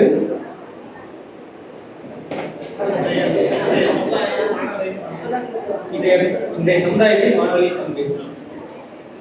நிறைய பேர் பேசினாங்க. என்னன்னா, இன்றைய சமுதாயத்தில் மாணவர்கள் என்னெல்லாம் பண்ணணும் பண்ணக்கூடாதுன்னு நிறைய பேர் சொன்னாங்க. விவேகானந்தர் சொன்னாரு, 100 இளைஞர்களை நல்ல 100 இளைஞர்களை எங்க கொடுங்க, நான் நாட்டை முன்னேற்றி காட்டினேன் அப்படின்னு. ஏன் அப்படி சொன்னார் அப்படின்னா, நாளைய சமுதாயம் என்பது இன்றைய இளைஞர்கள் தான். இளைஞர்கள் என்ன நினைக்கிறாங்களோ அதுதான் இந்த நாடு கண்டிப்பா ஆகும். இன்றைய இளைஞர்கள் போனை ரீல்ஸ் பார்த்துக்கிட்டு என்னதான் நம்ம ஒரு செட் ஆஃப் இருந்தாலும் இன்னமும் பல பேர் தன்னோட அறிவாற்றலை அப்டேட் பண்ணிக்கலாம் அப்படின்னு தான் நினைச்சிட்டு இருக்காங்க. எடுத்துக்காட்டுக்கு கிளாஸ்லயே சில பசங்கள்லாம் எப்படி படிச்சுக்கிட்டே பாட்டு பேர பார்த்துக்கிட்டு நிறைய பேர் எங்க கிளாஸ்லயே நிறைய பேர் இருக்காங்க. அதே மாதிரிதான் ஸ்டூடெண்ட்ஸ் அவங்க ஜஸ்ட் லேர்னிங் மட்டும் பண்ணக்கூடாது, தான் என்ன கற்றுப்போம் அப்படிங்கிறத வாழ்க்கையை செயல்பட்டு காமிச்சாதான் முன்னேற முடியும். எனக்கு கொடுக்கப்பட்ட தலைப்பு வந்து சமுதாயத்தில் மாணவர் பங்கு. அதாவது சமுதாயத்தில் மாணவர் பங்குன்னு சொல்லணும்னா, இப்போ இருக்க மாணவர்கள் பார்த்தீங்கன்னா எல்லாருமே மொபைல் அடிக்ட் ஆயிருக்காங்க. அதாவது ஒரு கேமோ அல்லது ரீல்ஸ் போய் அடிக்ட் ஆயிருக்காங்க. மாணவர்களின் பங்கு எப்படி இருக்கணும்னா, இன்னுமே நம்ம கிராமத்து சைடில் பார்த்தீங்கன்னா சாதி மூலமா கொடுமைப்படுத்துறது இதெல்லாம் நடந்துக்கிட்டே தான் இருக்கு. அந்த இடத்துல நம்ம மாணவர்கள், அந்த மாணவர்கள் மூலமா தான் அதெல்லாம் தடுக்கப்படணும். மாணவர்கள் மனதில் அது ஆரம்பம் அனைவரும் சமம் என்ற ஒரு கருத்து மாணவர்கள் மனதில் அடுத்து வளரக்கூடிய சமுதாயம் கண்டிப்பா ஒரு சமமான சமுதாயம் அமையும். மாணவர்களின் பங்கு நிறைய இருக்கு. நம்ம மாணவர்கள் தான் முதுகெலும்பாக பார்க்கப்படுறாங்க. சமுதாயத்துல மாணவர் பங்குன்னா முதல் விஷயம் என்னன்னா அனைவரும் சமம்னு பார்க்கணும். ரெண்டாவது விஷயம், ஆண் பெண் 2 பேருக்கு சமமான உரிமை கொடுக்கணும். இவங்க பெண் தானே, இவங்களுக்கு இந்த இடத்துல இந்த மாதிரி சரியா சொல்லக்கூடாது பண்ணக்கூடாது அப்படிங்கிற ஒரு செட் ஆஃப் ரூல்ஸ் வைக்காம ஆணுக்கு நிகரா ஒரு பெண்ணையும் பார்க்கணும். அது மாணவர்களிடம் தான் ஸ்டார்ட் ஆகும். மாணவர்களிடம் தான் இந்த ஸ்டார்ட் ஆகும். அதே மாதிரி மாணவர்களோட பங்கு எப்படி இருக்குன்னா, தன்னோட சமூகத்தை மட்டும் பார்க்காம தன்னிலிருந்து ஆரம்பிக்கணும். மாணவர்கள் தன் சுத்தம் ஆரம்பிக்கணும். தன்னோட பங்கு என்ன இருக்கு அதை தன் குடும்பத்தை பொறுத்து ஆரம்பிக்கணும் தான் ஒரு மாணவன் சமுதாயத்துல ஒரு நல்ல மனிதனாக வரணும். தன்னோட மனசுல அழுக வச்சுக்கிட்டு வெளியே நல்லவனாக இருக்க முடியாது. கண்டிப்பா தன் சுத்தமா இருக்கணும். தன்னோட மனசுல நல்ல விஷயங்களை நினைச்சாதான், சமுதாயம் நினைச்சாதான் சமூகத்துல ஒரு நல்ல மனிதனாக வர முடியும். மாணவர்களாக நீங்கள் அதாவது இந்த இன்ஸ்டாகிராம் ஆன்லைன்ல இவங்களோட நேரத்தை வீணடிக்காமல் புத்தகங்கள் படிக்கணும்.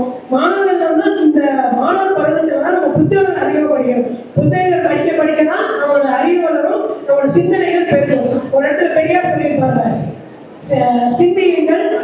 பெரியார் வந்து எப்பவுமே வந்து இந்த மாணவர்களோட இதை பற்றி சொல்லுவாரு. ஒரு சில இடத்துல இந்த சமூக உரிமையை பற்றி பேசியிருப்பாரு. அப்ப சொல்லியிருப்பாரு, புத்தகம் வாசிக்க வாசிக்க அறிவு வளரும்னு சொல்லுவாரு. அதாவது பகுத்தறிவு வளரும் சொல்லுவாரு. மாணவர்கள் புத்தகம் வாசிக்கும் போதுதான் பகுத்தறிவு வளரும். பகுத்தறிவு வளர்ந்தாதான் அனைவரும் சமம் என்ற வந்து மாறும். சிறந்தது ஆங்கில மாதங்களில் சிறந்தது மே, தமிழ் மாதங்களில் சிறந்தது தை. இம்மூன்றையும் சேர்த்து மேதைகளாக அமைந்திருக்கும் ஐயா நண்பர்கள் அவர்களுக்கும், சிறந்து விளங்கும் ஆசிரியர் அவர்களுக்கும், என் பிறவாத சகோதர சகோதரி அவர்களுக்கும் சிறந்தாழ்ந்து வணங்கி நான் பேசப் போகிறேன். சமுதாயத்தில் மாணவர்கள் பங்கு என்ற தலைப்பில் இறங்கி, சமுதாயம் என்பது ஒரு நபர் மட்டுமல்ல, பல மாணவர்களை சேர்ந்த கூட்டமைப்பில் ஒன்று. இன்றைய காலகட்டத்தில் சமுதாயத்தில் பல பிரச்சனைகள் நடந்து கொண்டிருக்கின்றது. அதனை நீக்க அல்லது சரி செய்ய நமது தேவை தேவைப்படுகிறது.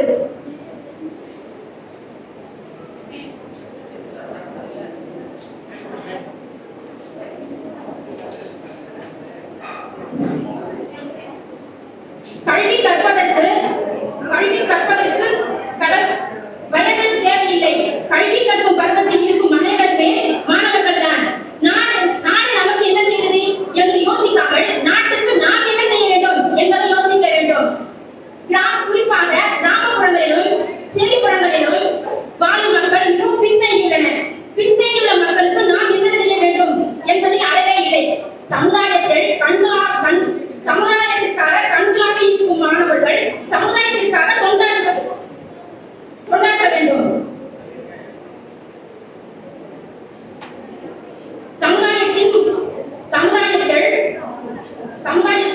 சமுதாயம் முன்னேற ஆடவரை காட்டிலும் மகளிரின் பங்கு மிகவும் முக்கியமானது.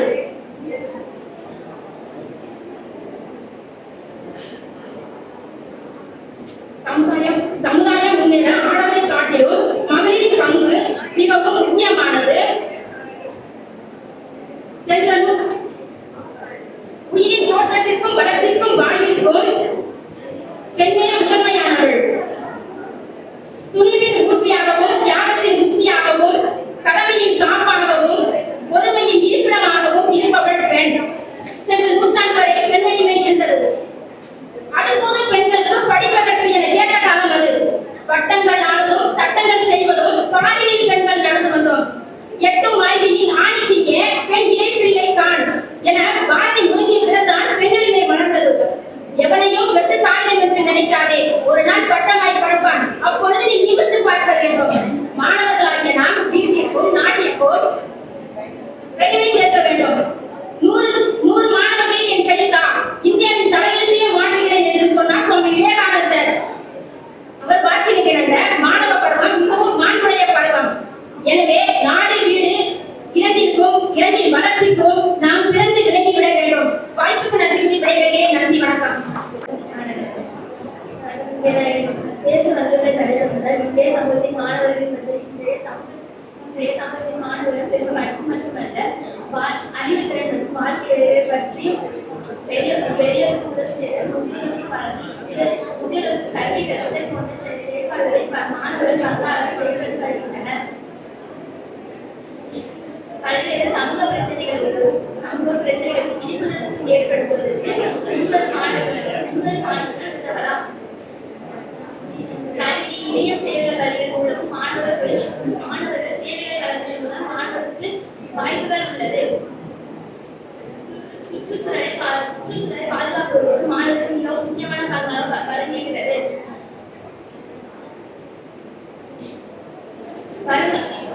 வருங்கால தலைவராக மாணவர்கள்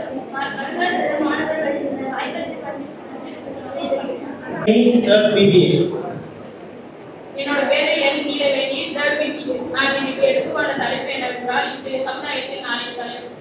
சமுதாயத்தில் மாணவர்களின் பங்கு. என் கடன் பணி செய்து கிடப்பது என்று வள்ளுவரின் வாக்கிற்கு இணங்க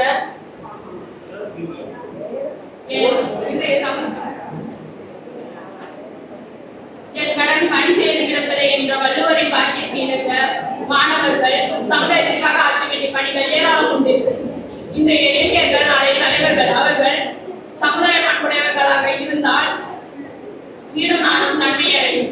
மாணவர்கள் என்றால் யார்? கல்வி கற்கும் பக்கத்தில் உள்ள அனைவருமே மாணவர்கள் ஆவார். கல்வி கற்கும் பக்கத்தில் உள்ள அனைவருமே மாணவர்கள் ஆவார். நாடு நமக்கு என்ன செய்தது என்று நாம நாட்டிற்காக நாம் என்ன செய்தோம் என்று எண்ண வேண்டும் என்றார் அமெரிக்க நாட்டு அதிபர் ஜான் கென்னடி. மாணவர் சங்கங்கள் மாணவர்கள்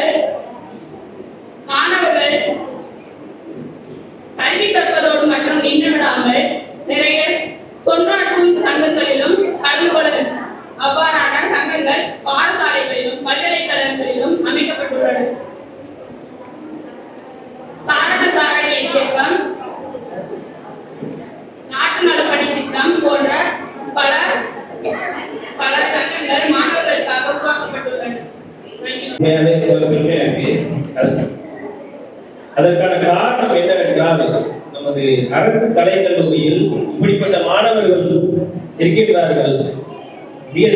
சிறப்பான ஒரு பேச்சு போட்டியில நல்ல ஒரு சிறப்பா பேசினாங்க. என்ன காரணம்? அவர்கள் நல்ல ஒரு திறமையான மாணவர்கள் என்பதற்கு நமது பேராவூரணி கிராமமானது மிகவும் ஒரு கடற்கரை சார்ந்த கிராமமாகவும் மற்றும் கிராம விவசாய ஏழை எளிய மக்கள் வாழக்கூடிய ஒரு கிராம பகுதியாகவும் இருந்து கொண்டிருக்கின்றது. அது மட்டும் இல்லாமல் அனைத்து மாணவர்களுமே அரசு பள்ளியில் படித்துவிட்டு வந்த மாணவர்களாக தான் இருக்க முடியும் என்பது என்னுடைய தாழ்மையான கருத்து.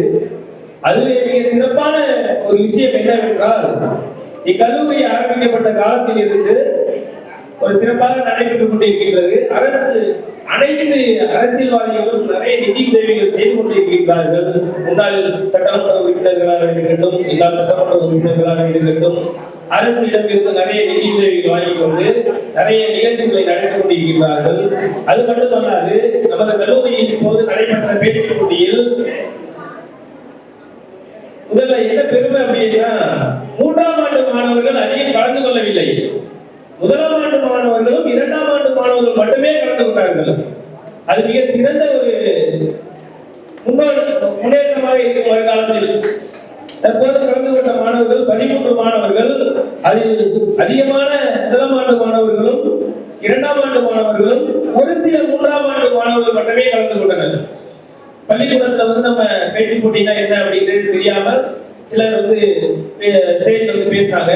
ஃபர்ஸ்ட் அந்த பயம் போனாலே நம்ம அடுத்த கட்டத்துக்கு நம்ம முன்னேறிக்கிறோம் அப்படிங்கிற ஒரு வாழ்க்கையில இப்பதான் ஒரு ஸ்டெப் ஏறி இருக்கும்.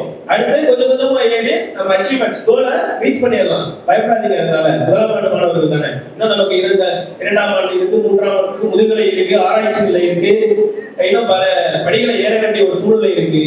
அனைவருமே நல்ல ஒரு சிறப்பான ஒரு பேச்சை பேசுனீங்க. ஒரு சில மாணவர் பேசிக்கொண்டு இருக்கும் போதே மின் தடை ஏற்பட்டது. பட் அவனோட நம்பிக்கை கான்பிடன்ட்ல ஒரு சில பேர் என்ன பண்ணுவாங்கன்னா, கூச்சப்பட்டு சாரியோ கறந்து போயிட்டு அப்படின்னு இருப்பாங்க.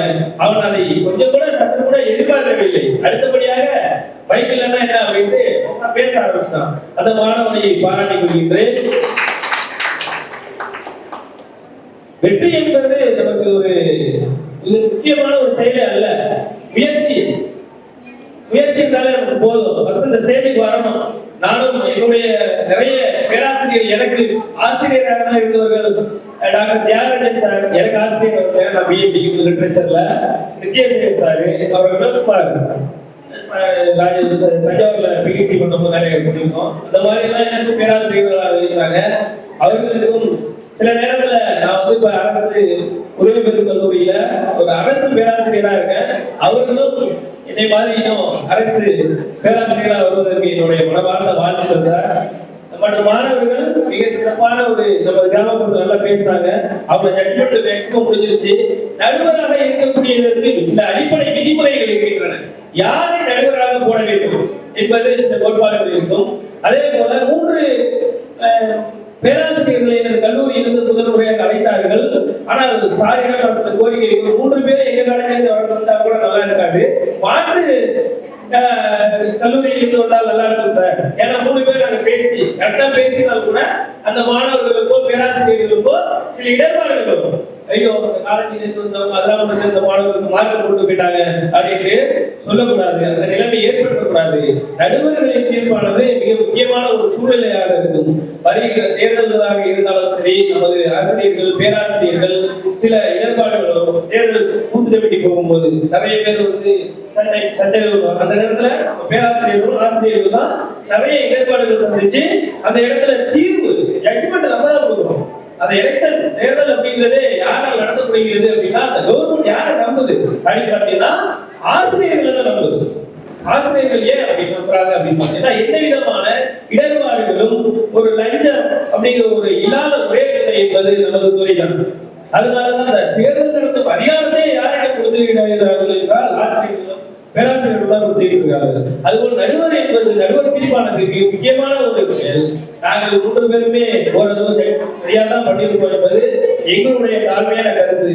ஆக ஜட்மெண்ட் தீர்மானத்தை இன்று அறிவிக்க கூடாது என்று சொல்லியிருக்கிறார்கள். அடுத்த மாதமோ அல்லது இறுதி நாள் அன்றோ அறிவிப்பார்கள். அன்று தெரியும் நாங்கள் நடுவரான தீர்ப்பை சரியாக பற்றி இருக்கிறோமா இல்லையா என்பது உங்களுக்கு தெரியும் என்பதை கூறி விடைபெறுகிறேன். நன்றி, வணக்கம். நன்றி, வணக்கம்.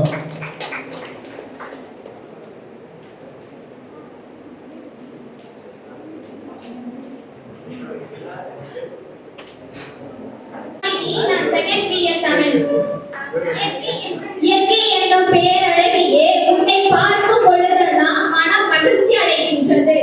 சில நிமிடங்கள் நிழலில் உறங்கும் பொழுது என் தாய்மடியை உணர்வது போன்று தோன்றுகிறது. இயற்கை அழகை கொண்டவர் என் தாய். நான் துன்பத்தில் இருக்கும் பொழுதெல்லாம் எனக்கு காற்றாய் வந்து எனக்கு காட்சி அளிக்கின்றார். மிக்க நன்றி.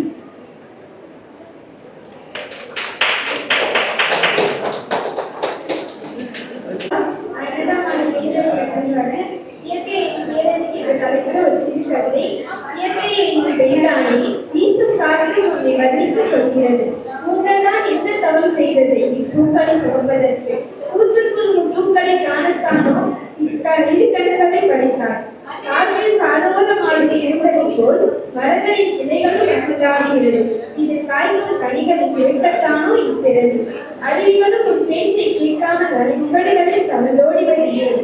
மரத்தில் இருந்து மலை துளிகளிடம் வேண்டுமானாலும் கேட்டுப்பார். பேரழகே, உன்னை வர்ணிக்க வார்த்தைகள் உண்டு.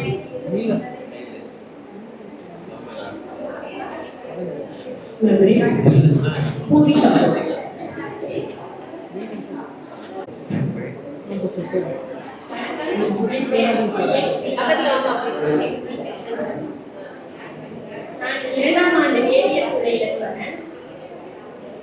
இயற்கை என்னும் பேரலை, தமிழ் என்னும் இயற்கை பேரலை குமரியில் கண்டெடுக்கும், இமயத்தில் பொறிக்கப்பட்டோம், பரணியில் இருந்து தரணி ஆடும் பொன் நிலவின் வடிவமாக கடல் சூழ்ந்து வந்து அவளை அழைத்த போது நானும் அழிய வரமாட்டேன் என்று சொன்ன பிடிவாதிக்காரியும் அவள். எலி கொஞ்சம் நம் நாட்டில் தொட்டி கட்டி விளையாடியவளே, என் அன்னை மொழியே, உலக மொழியின் அடுத்த மொழியே, என் தமிழ் மொழி.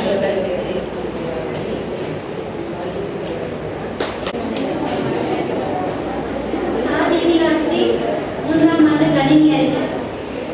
இயற்கை என்னும் பேரழகு, இயற்கை என்னும் பேரழகு மரம் பேசினால் சொல்லும். அடிமையில் இருந்தேன் விதையாக, அன்பால் கலந்தேன் செடியாக, இப்போது நான் இருதரும் மரமாக. பறவையின் கூடு என் கிளையில், குழந்தையின் சிரிப்பு என்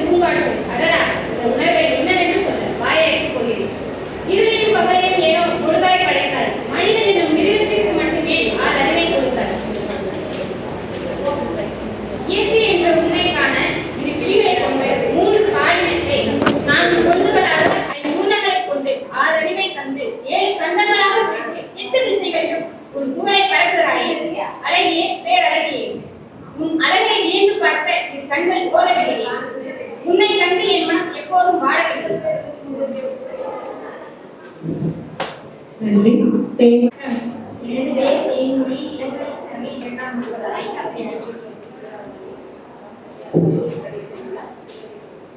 இயற்கை எனும் பேரழகு, மரங்கள் பாடும் இசை தேடாது, மலர்கள் ஈர்க்கும் மனம் உற்சாகம், காற்றின் குரல் ஒரு பாட்டு போல, காலை கதிரவனின் ஒளி ஒரு கடிதம், ஆறு ஓடிடும் ஓசை ராகமாய், பறவைகள் கூடிடும் சுதி நாதமாய், பூமி தாயின் அருள் படைத்தாய், சில நேரம் சின்னஞ்சிறு இசை, சில நேரம் உயராய் இசை, இயற்கையில் வாழி இனிய காணி.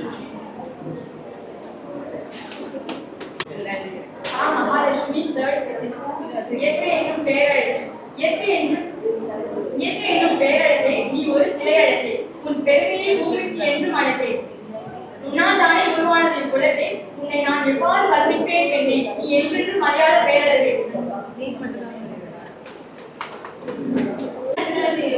ஒதுக்கி மலையில் உணர்ந்து வேலிசை நாடகமென மும்மணிகளாய் பறந்து தொல்காப்பியங்கள் நிறைந்து வள்ளுவன் மொழியில் சிறந்து கார்த்திக் வரிகை நிறுத்து அவை மாய்ந்து தவழ்ந்து கம்பரின் கண்களில் மலர்ந்து உச்சங்கத்தால் வளர்ந்து உலக இலக்கியங்களில் உயர்ந்து பிற மொழிகள் பிறக்க தாயாக இருந்து இன்றும் கலந்தரிகமாக திகழும் தமிழே தாயே உன்னை இயற்கையோடு ஒப்பிட்டால் தவறு எதுவும் உண்டோ? சத்யா, நான் third year BSc computer science படிக்கிறேன். என்னோட தலைப்பு வந்து விடியலை பற்றி, அதில் விவசாயத்தை பற்றி எழுதியிருக்கேன். மண்ணெங்கும் மனம் வீச மழை துளி துளியா இல்லை, வானத்தரும் வரவென்று வயல்நிலம் பசுமையாய் உள்ளது, ஓடம்போடும் கருவின் வரிசை, காற்றிலாடும் நெற்பயிர்களின் இசை, உழவன் பாடும் பாட்டு தழுவ உலகம் உயிர் வாழும் உள்ளது, அவன் கரங்கள் களிமண்ணால் நனைந்து நெஞ்சமோ நம்பிக்கையால் நிறைந்து, வியர்வை துளிகள் ஆறாக ஓடி இடமானது நெறியாய் விளைந்து, சுடரும் சூரியன் மேலே நின்று நீடாவானம் வெப்பமாய் மாற அவனை சோர்விக்காமல் காக்கும் மண்ணின் மீதுதான் விவசாயம். காலம் மாறி மாறி வற்றினாலும் கருவை காக்கும் விதை வாடினாலும் கண்களில் தைரியம் கொண்டு உழைப்பின் உரமாக உழவனை பசியின்றி வாழும் மக்களெல்லாம் அரிசி தரும் வலிமையால்தான். ஆனால் மறைக்கிறோம் ஒரு கணம் அந்த உழவனின் உழைப்பை. வறட்சியால் மனதின் வழி கண்களை நனைத்து மழையால் இதயமானது பூவாக மலர்ந்து எதையும் தாக்கும் தைரியம் கொண்டு மண்ணை காக்கும் காவலன் அவனே. ஆனால் அவனை மறைக்கிறோம், உழவனை மதிக்க மறைக்கிறோம். பசியின்றி நாம் வாழ்வது அவனாலே, பசியின்றி நாம் வாழ்வது அவனாலே, பசியால் வாழ்வது அவன் வாழ்வே. ஆகையால் சொல்லும் இந்நேரம் விவசாயமே நீ வாழ்க என்று, உழவனே நீ எழுக என்று, உன்னை உலகம் போற்றும் என்றும்.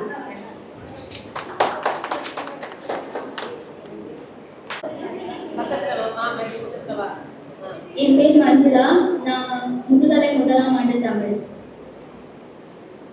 இயற்கை எனும் பேரழகே, மலை கருமேகங்களில் பூத்த அழகிய முட்டுக்களே, நீங்கள் தரையிறங்கி மண்ணில் மலர்ந்து ஒரு வாசம் நாசியில் நுழைந்ததும் உள்ள மகிழ செய்கிறாயே.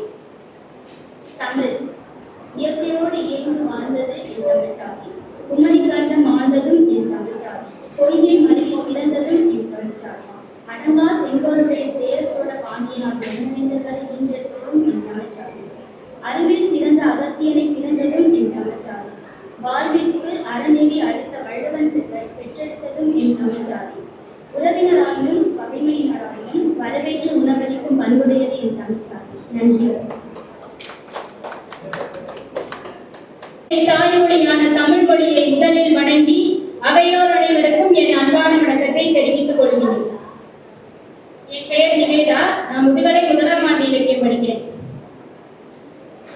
மழையும் வெயிலும் கூட மனிதர்களின் மனதை போல் மாறிக்கொண்டே இருக்கும், இதுவே இயற்கை. நீரின் பிரதியை தொட்டுவிடலாம், ஆனால் நிஜத்தில் இல்லை. தமிழ் உயிரெழுத்துக்களால் உயிரான மொழி, மெய்யெழுத்துக்களால் உடலான மொழி, என்றும் மரியாத நிலை பெற்ற மொழி என் தமிழ் மொழி. தமிழே இயற்கை, இயற்கையே தமிழ், தமிழோடு இயைந்ததுதான் என் தமிழ் மொழி. நன்றி.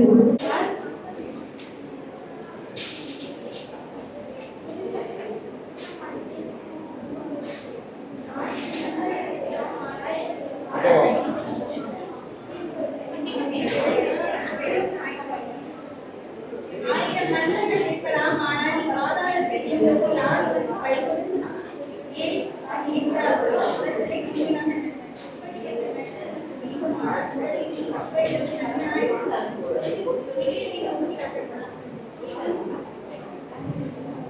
நன்றி. ரம்யா.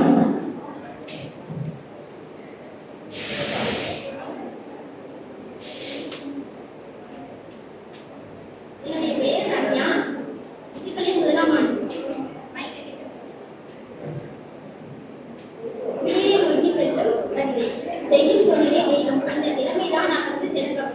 கையும் காலும் தான் நமக்கு உறுதி கொண்டு கடமைதான் நமக்கு பதவி. பயிர் வளர்ந்தால் பலன் கிடைக்கும். அதிக உயிரை காக்கும் விதமாகும். வெயிலை நமக்கு துணையாகும். அந்த வேர்வை நமக்கு விதையாகும். தினமும் வேலை உண்டு, உடல் மானம் உண்டு. வருங்காலம் உண்டு, அதை நம்பிக்கை. காயும் ஒரு நாள் கனியாகும், கனவு ஒரு நாள் நனவாகும். கனவும் நினைவும் நிலையாகும். உடலும் வாடினாலும் பசி நீரினாலும் பணி வாடிடாமல் வாழ்ந்துடும்.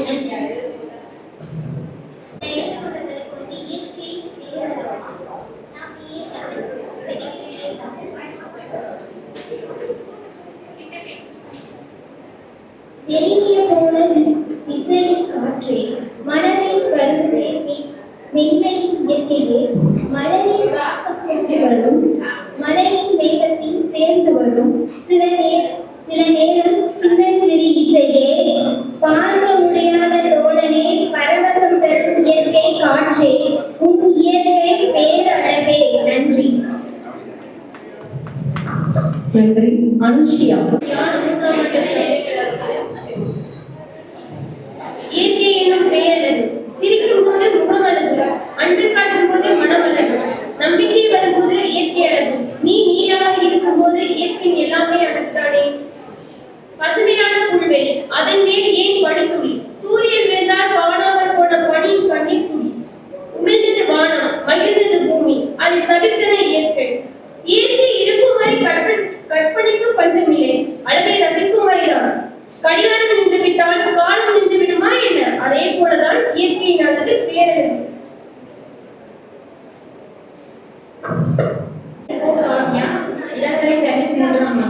இயற்கை என்னும் பேரழகு. காற்றின் ஓசையை காது கேட்பது ஓரழகு, மரத்தின் ஓசையை நிலம் கேட்பது ஓரழகு, மலையின் ஓசையை மண் கேட்பது ஓரழகு, பனித்துளியின் ஓசையை முன் கேட்பது ஓரளவு. இயற்கை இருக்கும் வரை கற்பனைக்கு பஞ்சமில்லை, இயற்கை காக்கும் வரை கவிதைக்கு பஞ்சமில்லை. இவை இயற்கை என்னும் பேரழகு. நன்றி.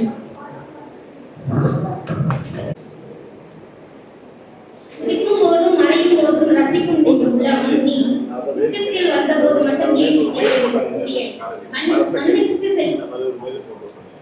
மண்ணின் செல்வம் மரமாகும், மரத்தின் வளர்ச்சி கிளையாகும், கிளையின் கிளை இலையாகும், இலையின் குளிர் பூவாகும், பூக்கள் குளிரும் காயும், காய்கள் மலை கனியாகும். இத்தனை மகிழ்ச்சியையும் இத்தனை வளர்ச்சியையும் கண்ட இந்த இயற்கை என்னும் பேரழகுதான். நன்றி. பிரபாகர்.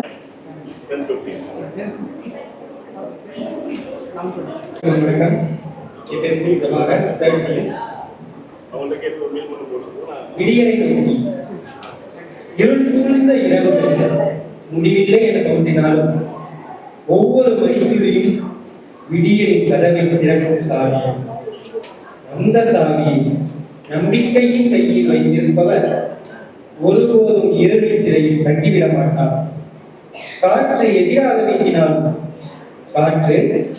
வீசினாலும் பறவை தனது சிறகை நிறுத்தி பறப்பதை கற்றுக்கொள்கிறது.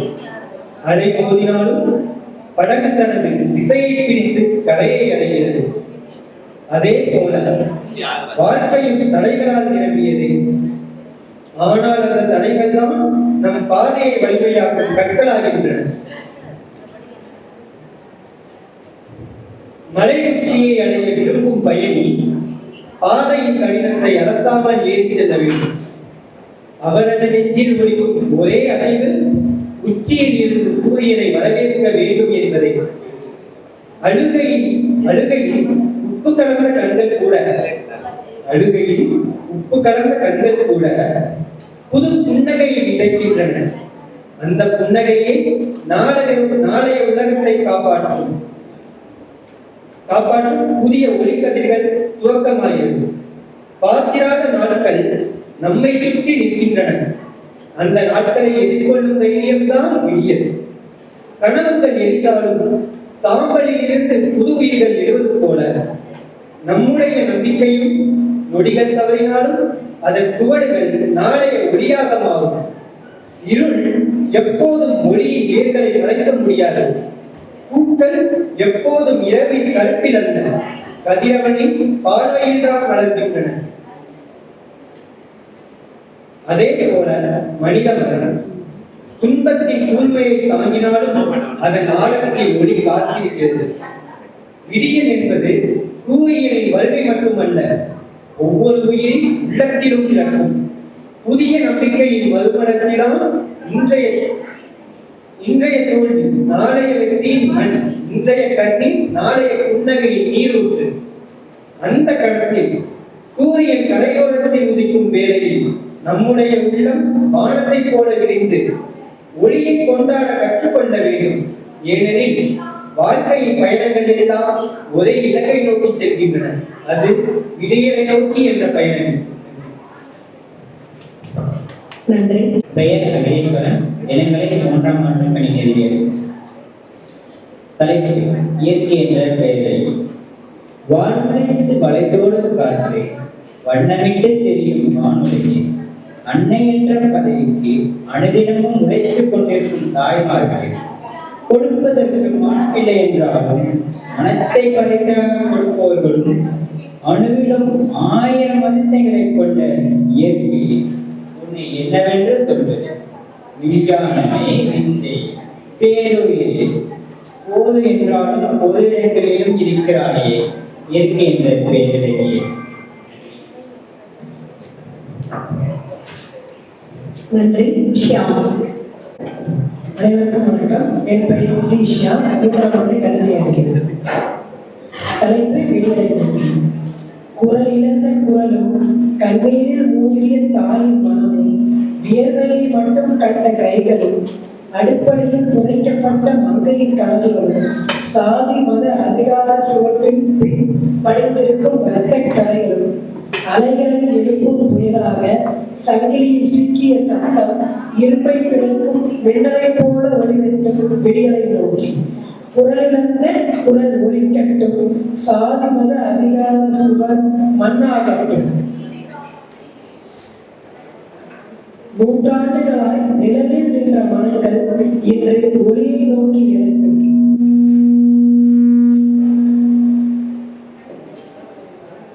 மானுடர் அனைவரும் சமம் என சொல்லும் விடியல் பிறக்கட்டும். பெண்மையின் ஒடுக்கப்பட்ட பக்கங்கள் புதிய பக்கமாக வெளியிட்டு சூரிய விடியலை போல சுதந்திர சமத்துவ விடியல் பிறக்கட்டும். நன்றி. இன்ஃபர்மேஷனை சொல்லி பேசினாங்க. அந்த டாபிக் அப்படிப்பட்ட ஒரு பையன் விடியல் என்னவா இருக்கணும் அப்படிங்கிறது இவ்வளவு சிந்தனையோட எழுதியிருக்கிறது கம்ப்யூட்டர் சயின்ஸ் ஃபீல்ட்ல இருக்க எனக்கு பெரிய மகிழ்ச்சியா நான் தெரிவிக்கிறது. ஏன்னா ஒரு கல்வி படிக்கக்கூடிய மாணவன் விடியலை எந்த அளவுக்கு எதிர்பார்த்துட்டு இருக்கான் அப்படிங்கிறது டெக்னாலஜியை ஃபீல்ட பேஸ் பண்ணும்போது அப்ரிசியேட் ஃபார் யூ. என்னோட டிபார்ட்மெண்ட் சார்பாகவும் உங்களை நான் வாழ்த்துறேன். அதே போல இவ்வளவு இந்த கல்லூரியில இத்தனை பசங்க இருக்கிற இடத்துல இந்த 3 பேர் மட்டும் அடுத்தடுத்த போட்டிகளை ஈகரா கணினி எடுத்துட்டு வர பெரிய விஷயமா அப்ரிசியேட் பண்றேன்.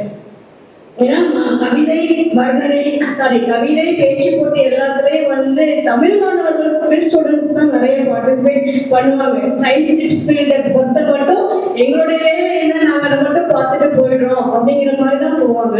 ஆனா இந்த காலேஜ்ல இந்த 3 மெம்பர்ஸ் ஷியாம், பிரபாகர் அண்ட் அகிலேஸ்வரன் 3 பேரும் ரிப்பீட்டடா பேச்சு போட்டியிலையும் சரி, சிறுகதை போட்டியிலையும் சரி, அந்த கவிதை போட்டியிலையும் பார்ட்டிசிபேட் பண்றது இனி வரக்கூடிய ஜெனரேஷன் தமிழில் மட்டும் இல்ல, நான் கணினிலேயே இருந்தாலும் எங்களாலே கலக்க முடியும் அப்படிங்கிறத ஒன்று மூலமா நான் தெரிவிச்சுக்கிறேன். ஏன்னா நான் இந்த கம்ப்யூட்டர் சயின்ஸ் ஃபீல்ட்ல இருக்கிறதுனால மனதார உங்களை நான் பாராட்டேன்.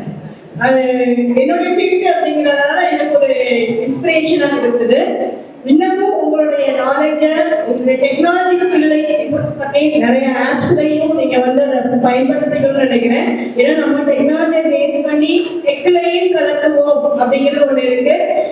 பேனர் போர்டு அப்படின்னு ஒரு இது இருக்கு. அதுலயும் ஒன் ஆஃப் த கண்டென்ட்டா நீங்க பார்ட்டிசிபேட் பண்ணணும் அப்படிங்கிறது என்னுடைய கருத்து. ஓகேவா? அதே போல விடியலை நோக்கி அப்படிங்கிறது கேர்ள்ஸ் எழுதியிருந்தாங்க. அவங்களுக்கு மனமார பாடல்களை தெரிவிச்சுக்கிறேன். அதை விட உங்களுக்கு எல்லாருமே இயற்கை என்னும் பேரழகை, நம்மளே ஒரு பேரழகு மிக்கவர்கள் இல்லையா? பெண் அப்படின்றாலே பேரழகு அப்படின்னு சொல்லுவாங்க. நீங்க வந்து இந்த இயற்கையோட தமிழையும் தமிழை ஒரு ஒன் ஆஃப் த பேரழகையா எடுத்து கவிதை பொழிஞ்சதுக்கு வந்து ரொம்ப நன்றி. நான் தமிழ் தான் அழகு அப்படின்னு சொல்றோம். அந்த உச்சரிப்புலேருந்து வாசிக்கிற விதம் வந்து வேற மொழியில இல்லாத ஒரு தனித்திறமை எதுல இருக்கு அப்படின்னா தமிழ் இருக்கு.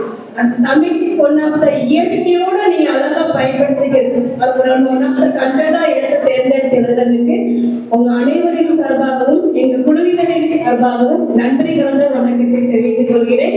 மேலும் இதை விட நல்ல ஆப்பர்ச்சுனிட்டி பெற்று நீங்க வாழ்க்கையில் முன்னேறணும். இதுல தேர்ந்தெடுக்கக்கூடிய நபர்கள் யூனிவர்சிட்டி லெவலையும் ஸ்டேட் லெவலையும் பங்கு பெறதுக்கு வாய்ப்புகள் இருக்கு. இந்த முயற்சி இந்த கலை திருவிழாவோடு நின்று விடாமல் மற்றவற்றிலும் நீங்க கலந்து கொண்டு பார்ட்டிசிபேட் பண்ணி மீட் பண்ணணும்னு நினைக்கிறேன். தேங்க்யூ.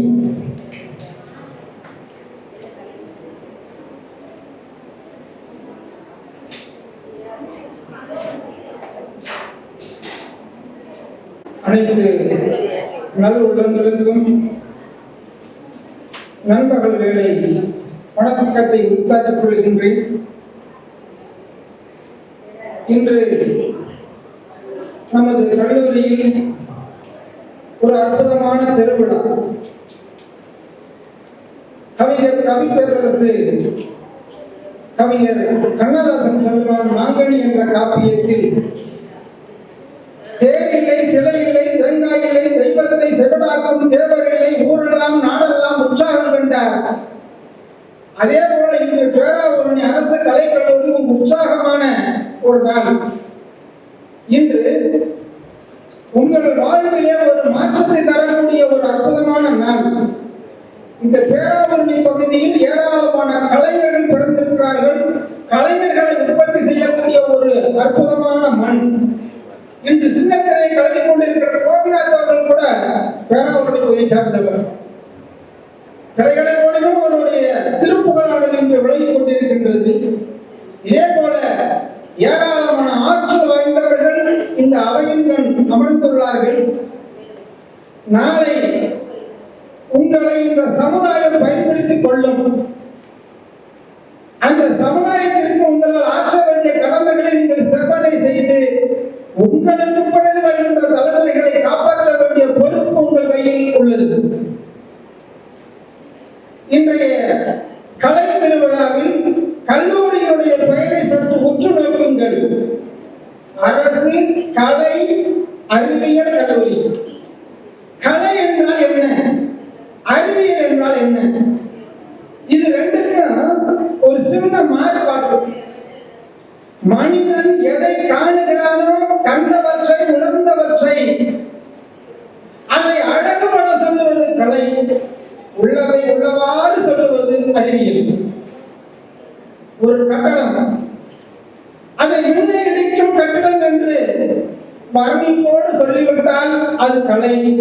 166 மீட்டர் உயரம் அப்படி சொல்லி துல்லியமாக அளவீடு செய்தால் அது அறிவியல். இன்றைய நிகழ்வில் முதலாவதாக கட்டுரை போட்டி, பேச்சு போட்டி, கவிதை போட்டி, சிறுகதை போட்டி, இந்த 3 போட்டிகள் நடத்திவிட்டு முடிவாக இந்த வர்ணனை போட்டியை நடத்தலாம் என்று திட்டமிட்டுள்ள அமைப்பாளர்களுக்கு முதற்கண் நன்றியை தெரிவித்துக் கொள்கின்றேன்.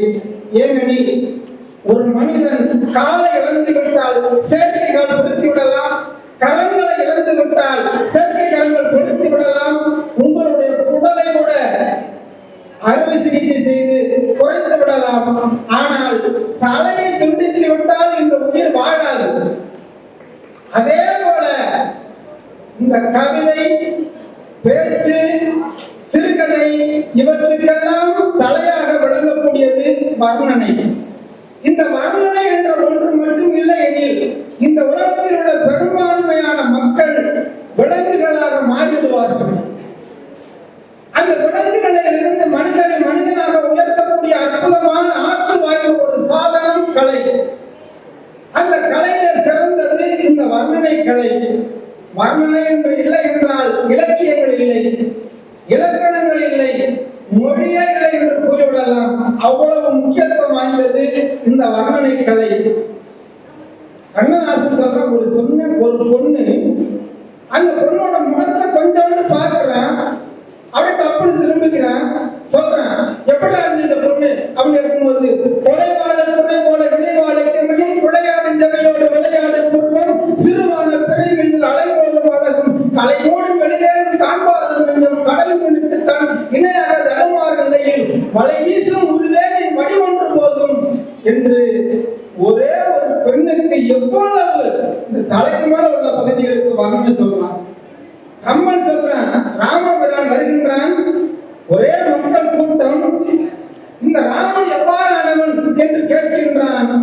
தோல் கண்டார் தோலே கண்டார் தொடுகடல் கமலத்தகன் தாள் கண்டார் தாளே கண்டார் தடக்கையும் கண்டார் யாரோ வாழ் கொண்ட கண்ணாயார் தன் வடிவனை முடிய கொண்டார் கோடு கொண்ட சமயத்து அண்ணான் உருவு கொண்டாரே ஒருத்தான் பெய்யோடு விளைதன் மேடையின் பெரிசோதியம் மறைய பொய்யோ என்னும் விளையாளும் விளையாளும் பூக்கான் பையோ மர கதமோ மதி கடலோ மழை முகிலோ ஐயோ இவன் வடிவென்பதோர் அழிய அழகு என்று ஐயோ என்ற ஒரு வார்த்தையை வர்ணனையினுடைய இறுதியாக கொண்டு அவ்வாறு இந்த வர்ணனை என்பது ஒரு தலையாய கலை. அதனால்தான் தலை போன்று நம்மை இறுதியாக வைத்துள்ளோம். இந்த வர்ணனைக்காக இங்கே ஒரு போட்டி நிகழ உள்ளது. நீங்கள் எல்லாம் மகத்துவம் பெற்ற மனிதர்களாக மாற வேண்டும் என்றால் நீங்கள் ரசியுங்கள்.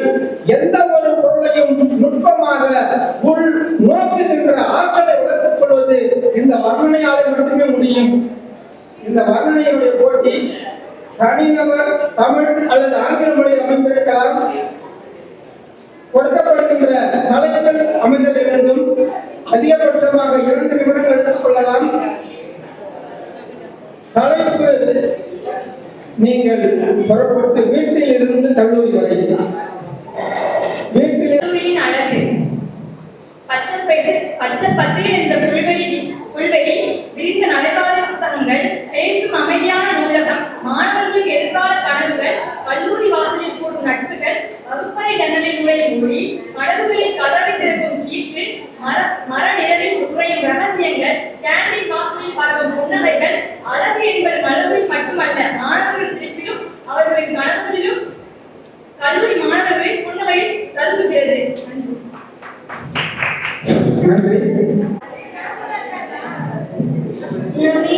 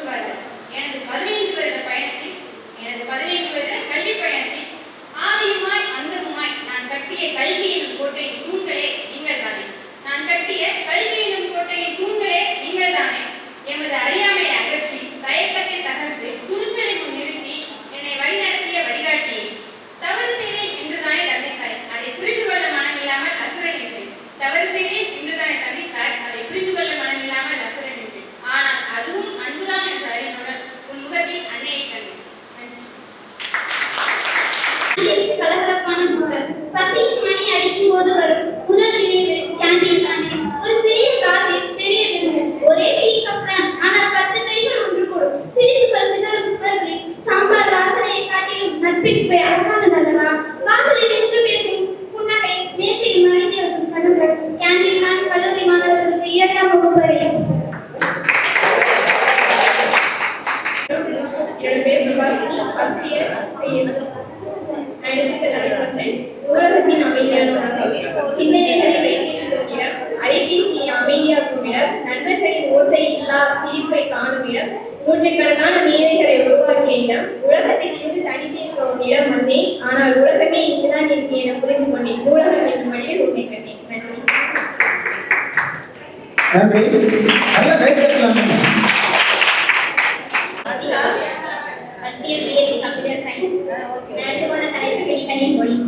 சின்ன சின்ன விழிகள் அது மீண்டும் மொழிகள். தாமரை மலரின் இதழ் விரிந்ததல்ல, உன் விழிகள் கண்டேன் புதுமையால். உன் விழிகள் ஒரு நட்சத்திரம், வானில் மின்னும் பேரழகே. உன் விழிகள் ஒரு கவிதை, என் மனதில் வாழும் இனியராக.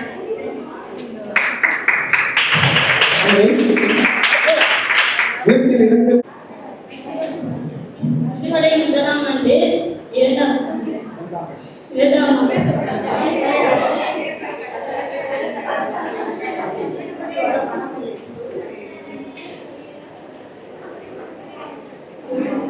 நூலகத்தின் அமைதி உலகம். என்னோட தலைப்பு அமைதி இல்லாத எனக்கு 60 நாள் நீயே இருந்தாய். அனைவாய்ந்த என் மனதில் அழகாய் மலரை போல தோன்றினான்.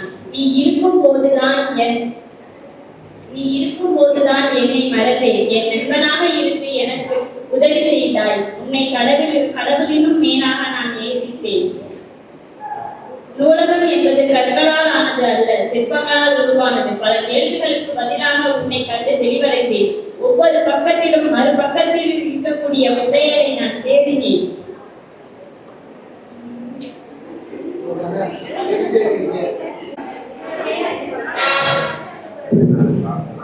என்னோட பேரு எஸ் ஹாஸ்னி, ஃபர்ஸ்ட் பிஎஸ்சி, கல்லூரி மாணவர். பல வருடமாக பரபரப்பாக படித்து முடித்து அன்று மகிழ்ச்சியில் பறந்த சிறப்புகள் பயத்துடன் கடந்தது. பள்ளி பாதையை கடந்து கல்லூரி வாழ்க்கை கனவுகள் கொஞ்சமா, கவலைகள் கொஞ்சமா, நட்புகள் கொஞ்சமா, அனுபவத்திற்கு கூட அச்சம் கொடுத்தது. சிறுமி பெயரை கேட்டு புன்னகையினால் கைகோர்த்தோம். பொழுதுபோக்க ஆழ்துறைத்தில் கல்ச்சுரல் சென்டர் பல நிகழ்ச்சியை நடத்தியது. படிப்பதற்கு என்பது பார்வையாளர்கள் கடத்திய கண்ணுடன் நீங்கா நினைவுகள் கல்லூரி வாழ்க்கை. சந்தியா, நான் 3ஆம் ஆண்டு கல்வியியல் துறை படிக்கிறேன். நான் எடுத்துக்கிற தலைப்பு வந்து நூலகத்தில் அமைதியான உலகம். நூலகத்தில் காலடி எடுத்து வைக்கும் பொழுது அமைதி வாசல் திறக்கிறது, அறிவின் சூரியன் உதிக்கிறது. நுழையும் ஒவ்வொரு அடியிலும் நூலகம் நம்மை தழுவுகிறது.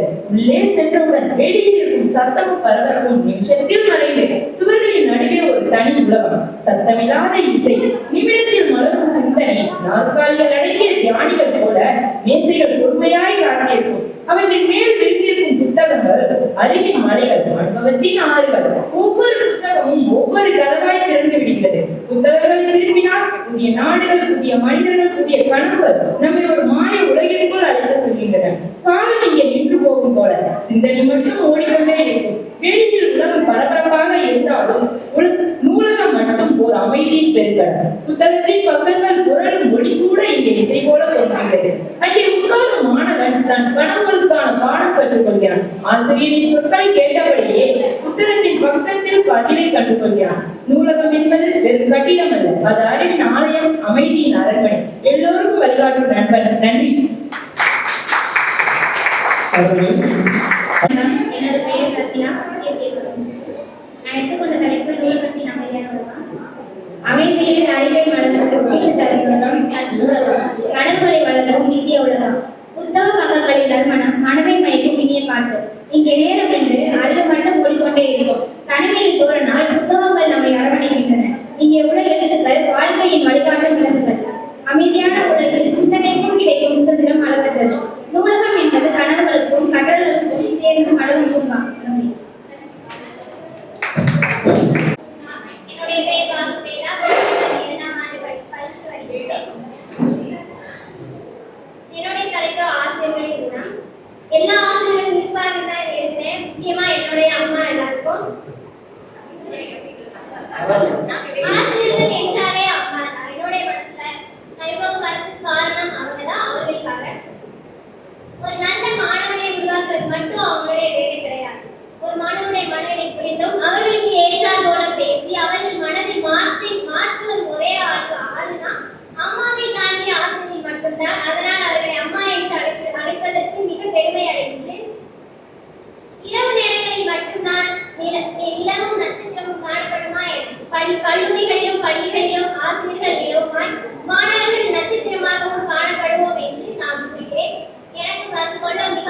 மகிழ்ச்சி அடைகின்றேன். ஏன்னா இப்பொழுதும் எனது வகுப்பறையில் அனைவரும் அப்படிதான் காணப்படுகின்றோம். ஒரு மருத்துவர், வழக்கறிஞர் மட்டும்தான் அவர்களை சார்ந்த பணியில் மட்டும் ஒருவரை உருவாக்க முடியும். ஆனால் ஆசிரியர்களால் மட்டும்தான் மருத்துவர், கலெக்டர், இன்ஜினியர் அனைவரையும் உருவாக்க முடியும். ஆனால் ஆசிரியரால் மட்டுமே முடியும்.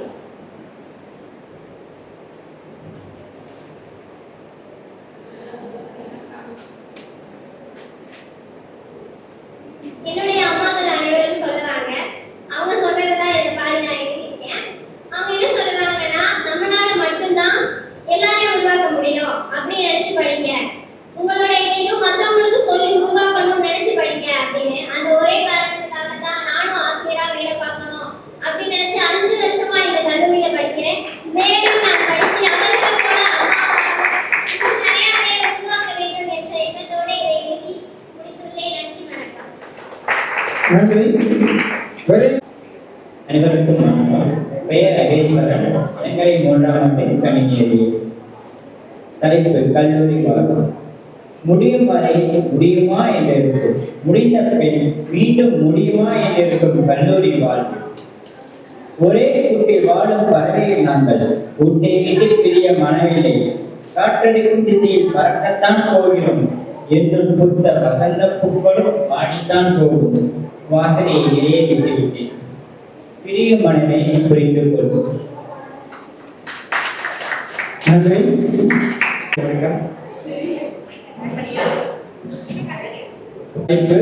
கல்லூரி வாழ்க்கை. காலையிலே எழுந்து காற்றில் ஒலிக்கும் சுடர் போல வெள்ளி புன்னகை கல்லூரி வளிமண்டலத்தில் நம்மை வரவேற்கிறது. முதல் நாள் பயன்தான் அன்பான ஆசிரியர் ஓர் ஒளிக்கதிர் போல அறிவின் கதவை திறந்து காட்டுகிறார். மறக்க முடியாத அசைவுகள், புதிய பரிச்சயங்கள், இதெல்லாம் நம் கதை. பாடங்கள் மட்டுமல்ல, சொல்லாத சொற்கள், அன்பின் அஞ்சலிகள், சிரிப்பின் இளம் தெளிவு, மனதில் பதித்த நட்பின் இஞ்சல்கள். பரீட்சைகளின் பதற்றம், மனக்கடல் போல எரியும் அச்சங்கள். கடந்து வரும் ஒவ்வொரு தேர்வும் வெற்றியின் ஒரு ஒளிரும் நட்சத்திரமாகி முடிவற்ற கனவுகளின் வானில் பறக்கும். நட்பின் வேர்கள், சின்ன சின்ன உரையாடல்கள், பகிர்ந்த சிரிப்புகள், கடந்து போன காலத்தில் மெல்லிய நினைவுகள், எப்போதும் மனதில் செழிக்கும் சுவையாக. வளரும் நம்பிக்கை, தோல்வியில் பிறக்கும் தீர்ப்பு, முடிவில் தோன்றும் புதிய தொடக்கம். கல்லூரி என்பது கட்டடங்கள் அல்ல, அது ஒரு அனுபவ பாதை. எங்கு ஒவ்வொரு சவாலும் நமக்கே ஒரு பாடமாக, ஒவ்வொரு முயற்சியும் நம் இலக்காக மாறும். கல்லூரி வாழ்வு ஒரு கவிதை, நம் மனதில் கருவியில் எழுதப்படும். நம் அடுத்த தலைமுறைக்கு ஒளி கொடுக்கும். அறிவும் அன்பும் பரிமாறும் முடிவற்ற ஒரு பயணம். கல்லூரி என்பது ஒரு பயணம், அறிவின் நதி பாயும் வழியில். தன்னம்பிக்கை, முயற்சி, கனவு, உழைப்பு எல்லாம் இணைந்தது நம்மை உயர்த்தும் பாய்ச்சல்.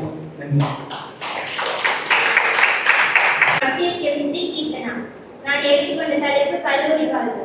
புத்தக சுமையோடு சிரிப்பை சுமந்து புதுமை கனவுகள் பறக்கும் தோட்டம், நண்பர்கள் நட்பு மலர்ந்த கல்லூரி வாழ்க்கை ஒரு வண்ண காட்சி.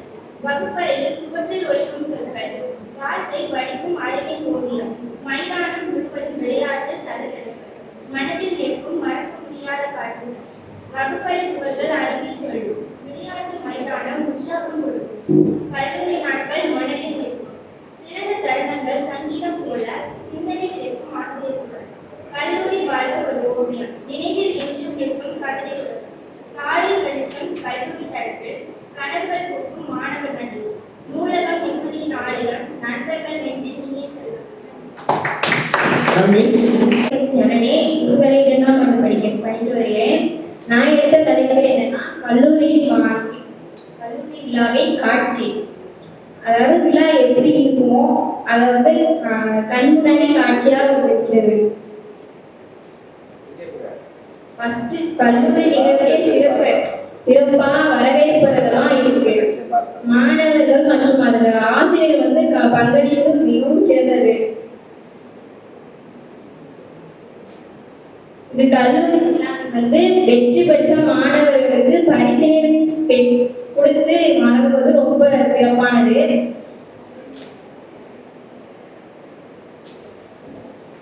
அது மட்டும் இல்லாம சிறப்பு விருந்தினர்கள் வர வச்சு அவர்கள் கருத்துக்களை மாணவர்களுக்கு தெரிவிப்பது மிகவும் சிறந்தது.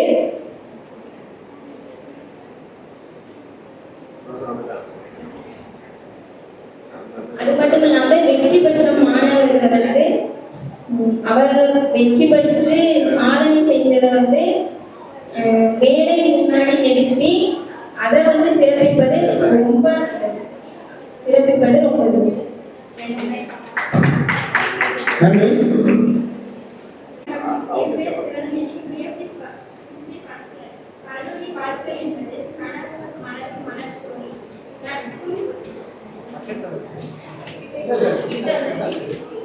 நட்பும் அறிவும் சேர்க்கும் நினைவின் பொங்கிஷ தோட்டம், நட்பின் சிரிப்பு, ஆசானின் அறிவுரை, வகுப்பின் சத்தம், இவைதான் கல்லூரியின் இசை. கல்லூரி ஓரங்களில் விழும் ஒவ்வொரு அடையும் நினைவுகளின் பொக்கிஷமாகிறது.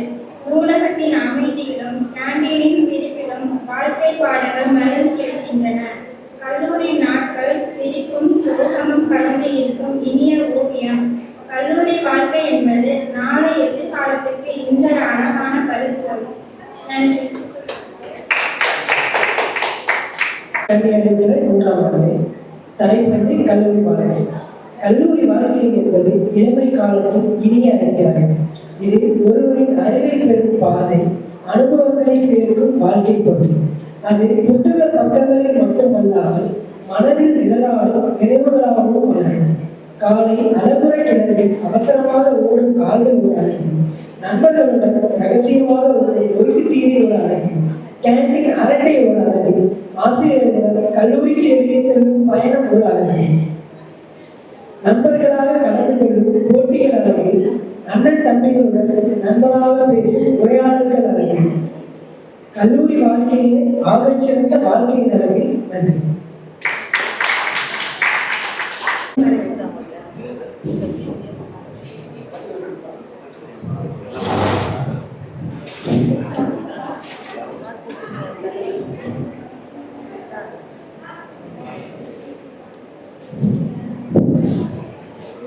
என் பெயர் வந்து ஏதீபா, BAS 1ஆம் ஆண்டு.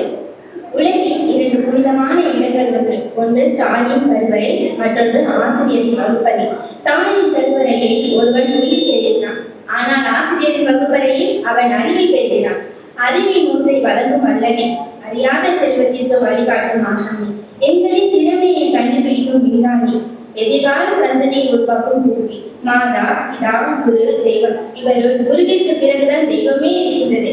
ஏனென்றால் மாதா, பிதா இவர்களுக்கு பிறகு நம்மை நண்பரில் செலுத்தக்கூடிய ஒரே தெய்வம் ஆசிரியர் மட்டுமே. நன்றி. எடுத்துக்கொண்ட தலைப்பு நூலகத்தின் அமைதியான உலகம். நூல்களால் கட்டிய நன்னூல் நூலகம் நுண்ணிலை உழைக்கும் நுட்பகம். புத்தகத்தால் எழுப்பிய புதுவிதம் புத்துணர்வு புகைத்திடும் பயிலகம். கச்சிட கை கொடுக்கும் கருந்தகம் காகிதத்தால் கட்டி வைத்த காவியம். விருச்சத்தை உருவாக்கும் வித்தகம், வாசிக்க வரவழைக்கும் வித்தகம். அறிவினையை வளர்த்திடும் அறிவகம், ஆசனாய் ஆக்கிவிடும் அறிவகம். நன்றி. என் பேர் காயத்ரி CS. நான் எடுத்துக்கொண்ட தலைப்பு கல்லூரி வாழ்வு. என்றும் வாசிக்க விரும்பும் கவிதை கல்லூரி நாட்கள். கடந்து வந்த நாட்களை காட்டியும் மறையாத நினைவுகள் இங்கு அதிகம். விடுதியில் சேர்ந்த நாள் முதல் விடுமுறைக்கு வந்த நாள் வரை விடுபடாத ஒருவரான பந்தம். அந்த மின்னுலகம் சென்றாலும் மீண்டும் அக்கவியுடன் இணையவே வரமுன்று வேண்டி சிறவழித்த பறவைகள் இங்கு சிறவழிக்க மறந்து 4 சுவற்றுக்கள் நாட்களை கடத்துகிறது. என்றும் உன் வாசலை நோக்கியே எங்களின் தேடல். நன்றி. மிக அற்புதமாக பேராவூரணி அரசு கலை கல்லூரி முதல்வருடைய ஒருங்கிணைப்பின் மூலமாக இந்த கல்லூரி கலை திருவிழா மிக சிறப்பாக நடைபெற்றுக் கொண்டிருக்கின்றது. 4வது போட்டியாக வர்ணனை போட்டி. கிட்டத்தட்ட ஒரு 6-7 பேர் நூலகத்தை மட்டும் அதிகமாக பேசியிருக்கீங்க. நிறைய அவங்களுக்கு நேரம் இருந்தது, ஆனால் கொஞ்சம் குறைவான செய்திகளாக இருந்தது. இப்போ எதிர்பார்க்கிறோம் நிறையா. அடுத்த முறை கண்டிப்பா இது நிறைவேறும் என்ற நம்பிக்கை. ஏன்னா உங்களுடைய ஆசான மக்கள் கண்டிப்பாக உங்களை அந்த இடத்துல கொண்டு போய் சேர்ப்பாங்க அப்படின்றதுனால ஆசிரியர்களை அடுத்ததாக நிறைய சொல்லியிருந்தீங்க. முதல்ல நான் ரொம்ப உங்களுக்கெல்லாம் என்னுடைய நன்றியை தெரிவிச்சுக்கிறேன். ஏன்னா இந்த கல்லூரியில எத்தனை மாணவர்கள் படிப்பாங்கன்னு தெரியாது. ஆனா ஆர்வமா நீங்க இங்க கலந்துக்கிறீங்க. அதுலயும் சிஎஸ்சி முதல் 21 மாணவர்கள் போட்டியாளர்கள் 21 பேர்ல 8 பேர் சிஎஸ்சி ஸ்டூடெண்ட். அவங்களுக்கு அந்த நெம்புல வைத்து தருணங்களா என்னன்னு தெரியல, அது எங்களுக்கு தெரியாது. ஆனா என்னுடைய மூத்த சகோதரி அம்மா நல்ல ஒரு கலைத்துறை போட்டிகளுக்கும் கலையும் அறிவியலும் இல்லையா, அந்த வகையில மிக அழகாக உங்களை கொண்டு வந்து சேர்த்திருக்காங்க. அதற்கு இந்த அரங்கத்திலே கலந்து கொண்டு தன்னுடைய படைப்புகளை வெளிப்படுத்தக்கூடிய விதம் இல்லைங்களா, அந்த பொறுமை மிக அழகாக இருந்தது. உங்களுடைய ஆர்வத்துக்கு என்னுடைய நெஞ்சான நன்றி. இன்னொன்னு என்னன்னா, இந்த போட்டிகளை இவ்வளவு நேரம் உட்கார்ந்து நீங்க பாருங்க கேட்டுட்டு இருக்கிறீங்க இல்லையா, அதுதான் ரொம்ப வரவேற்கத்தக்கது. நன்றிமா, நன்றி.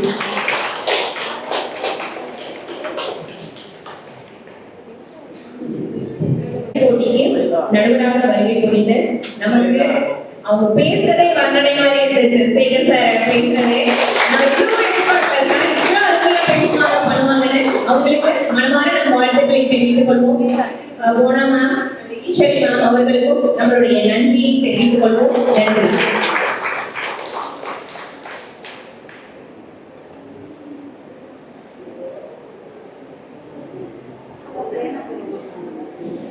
Gracias.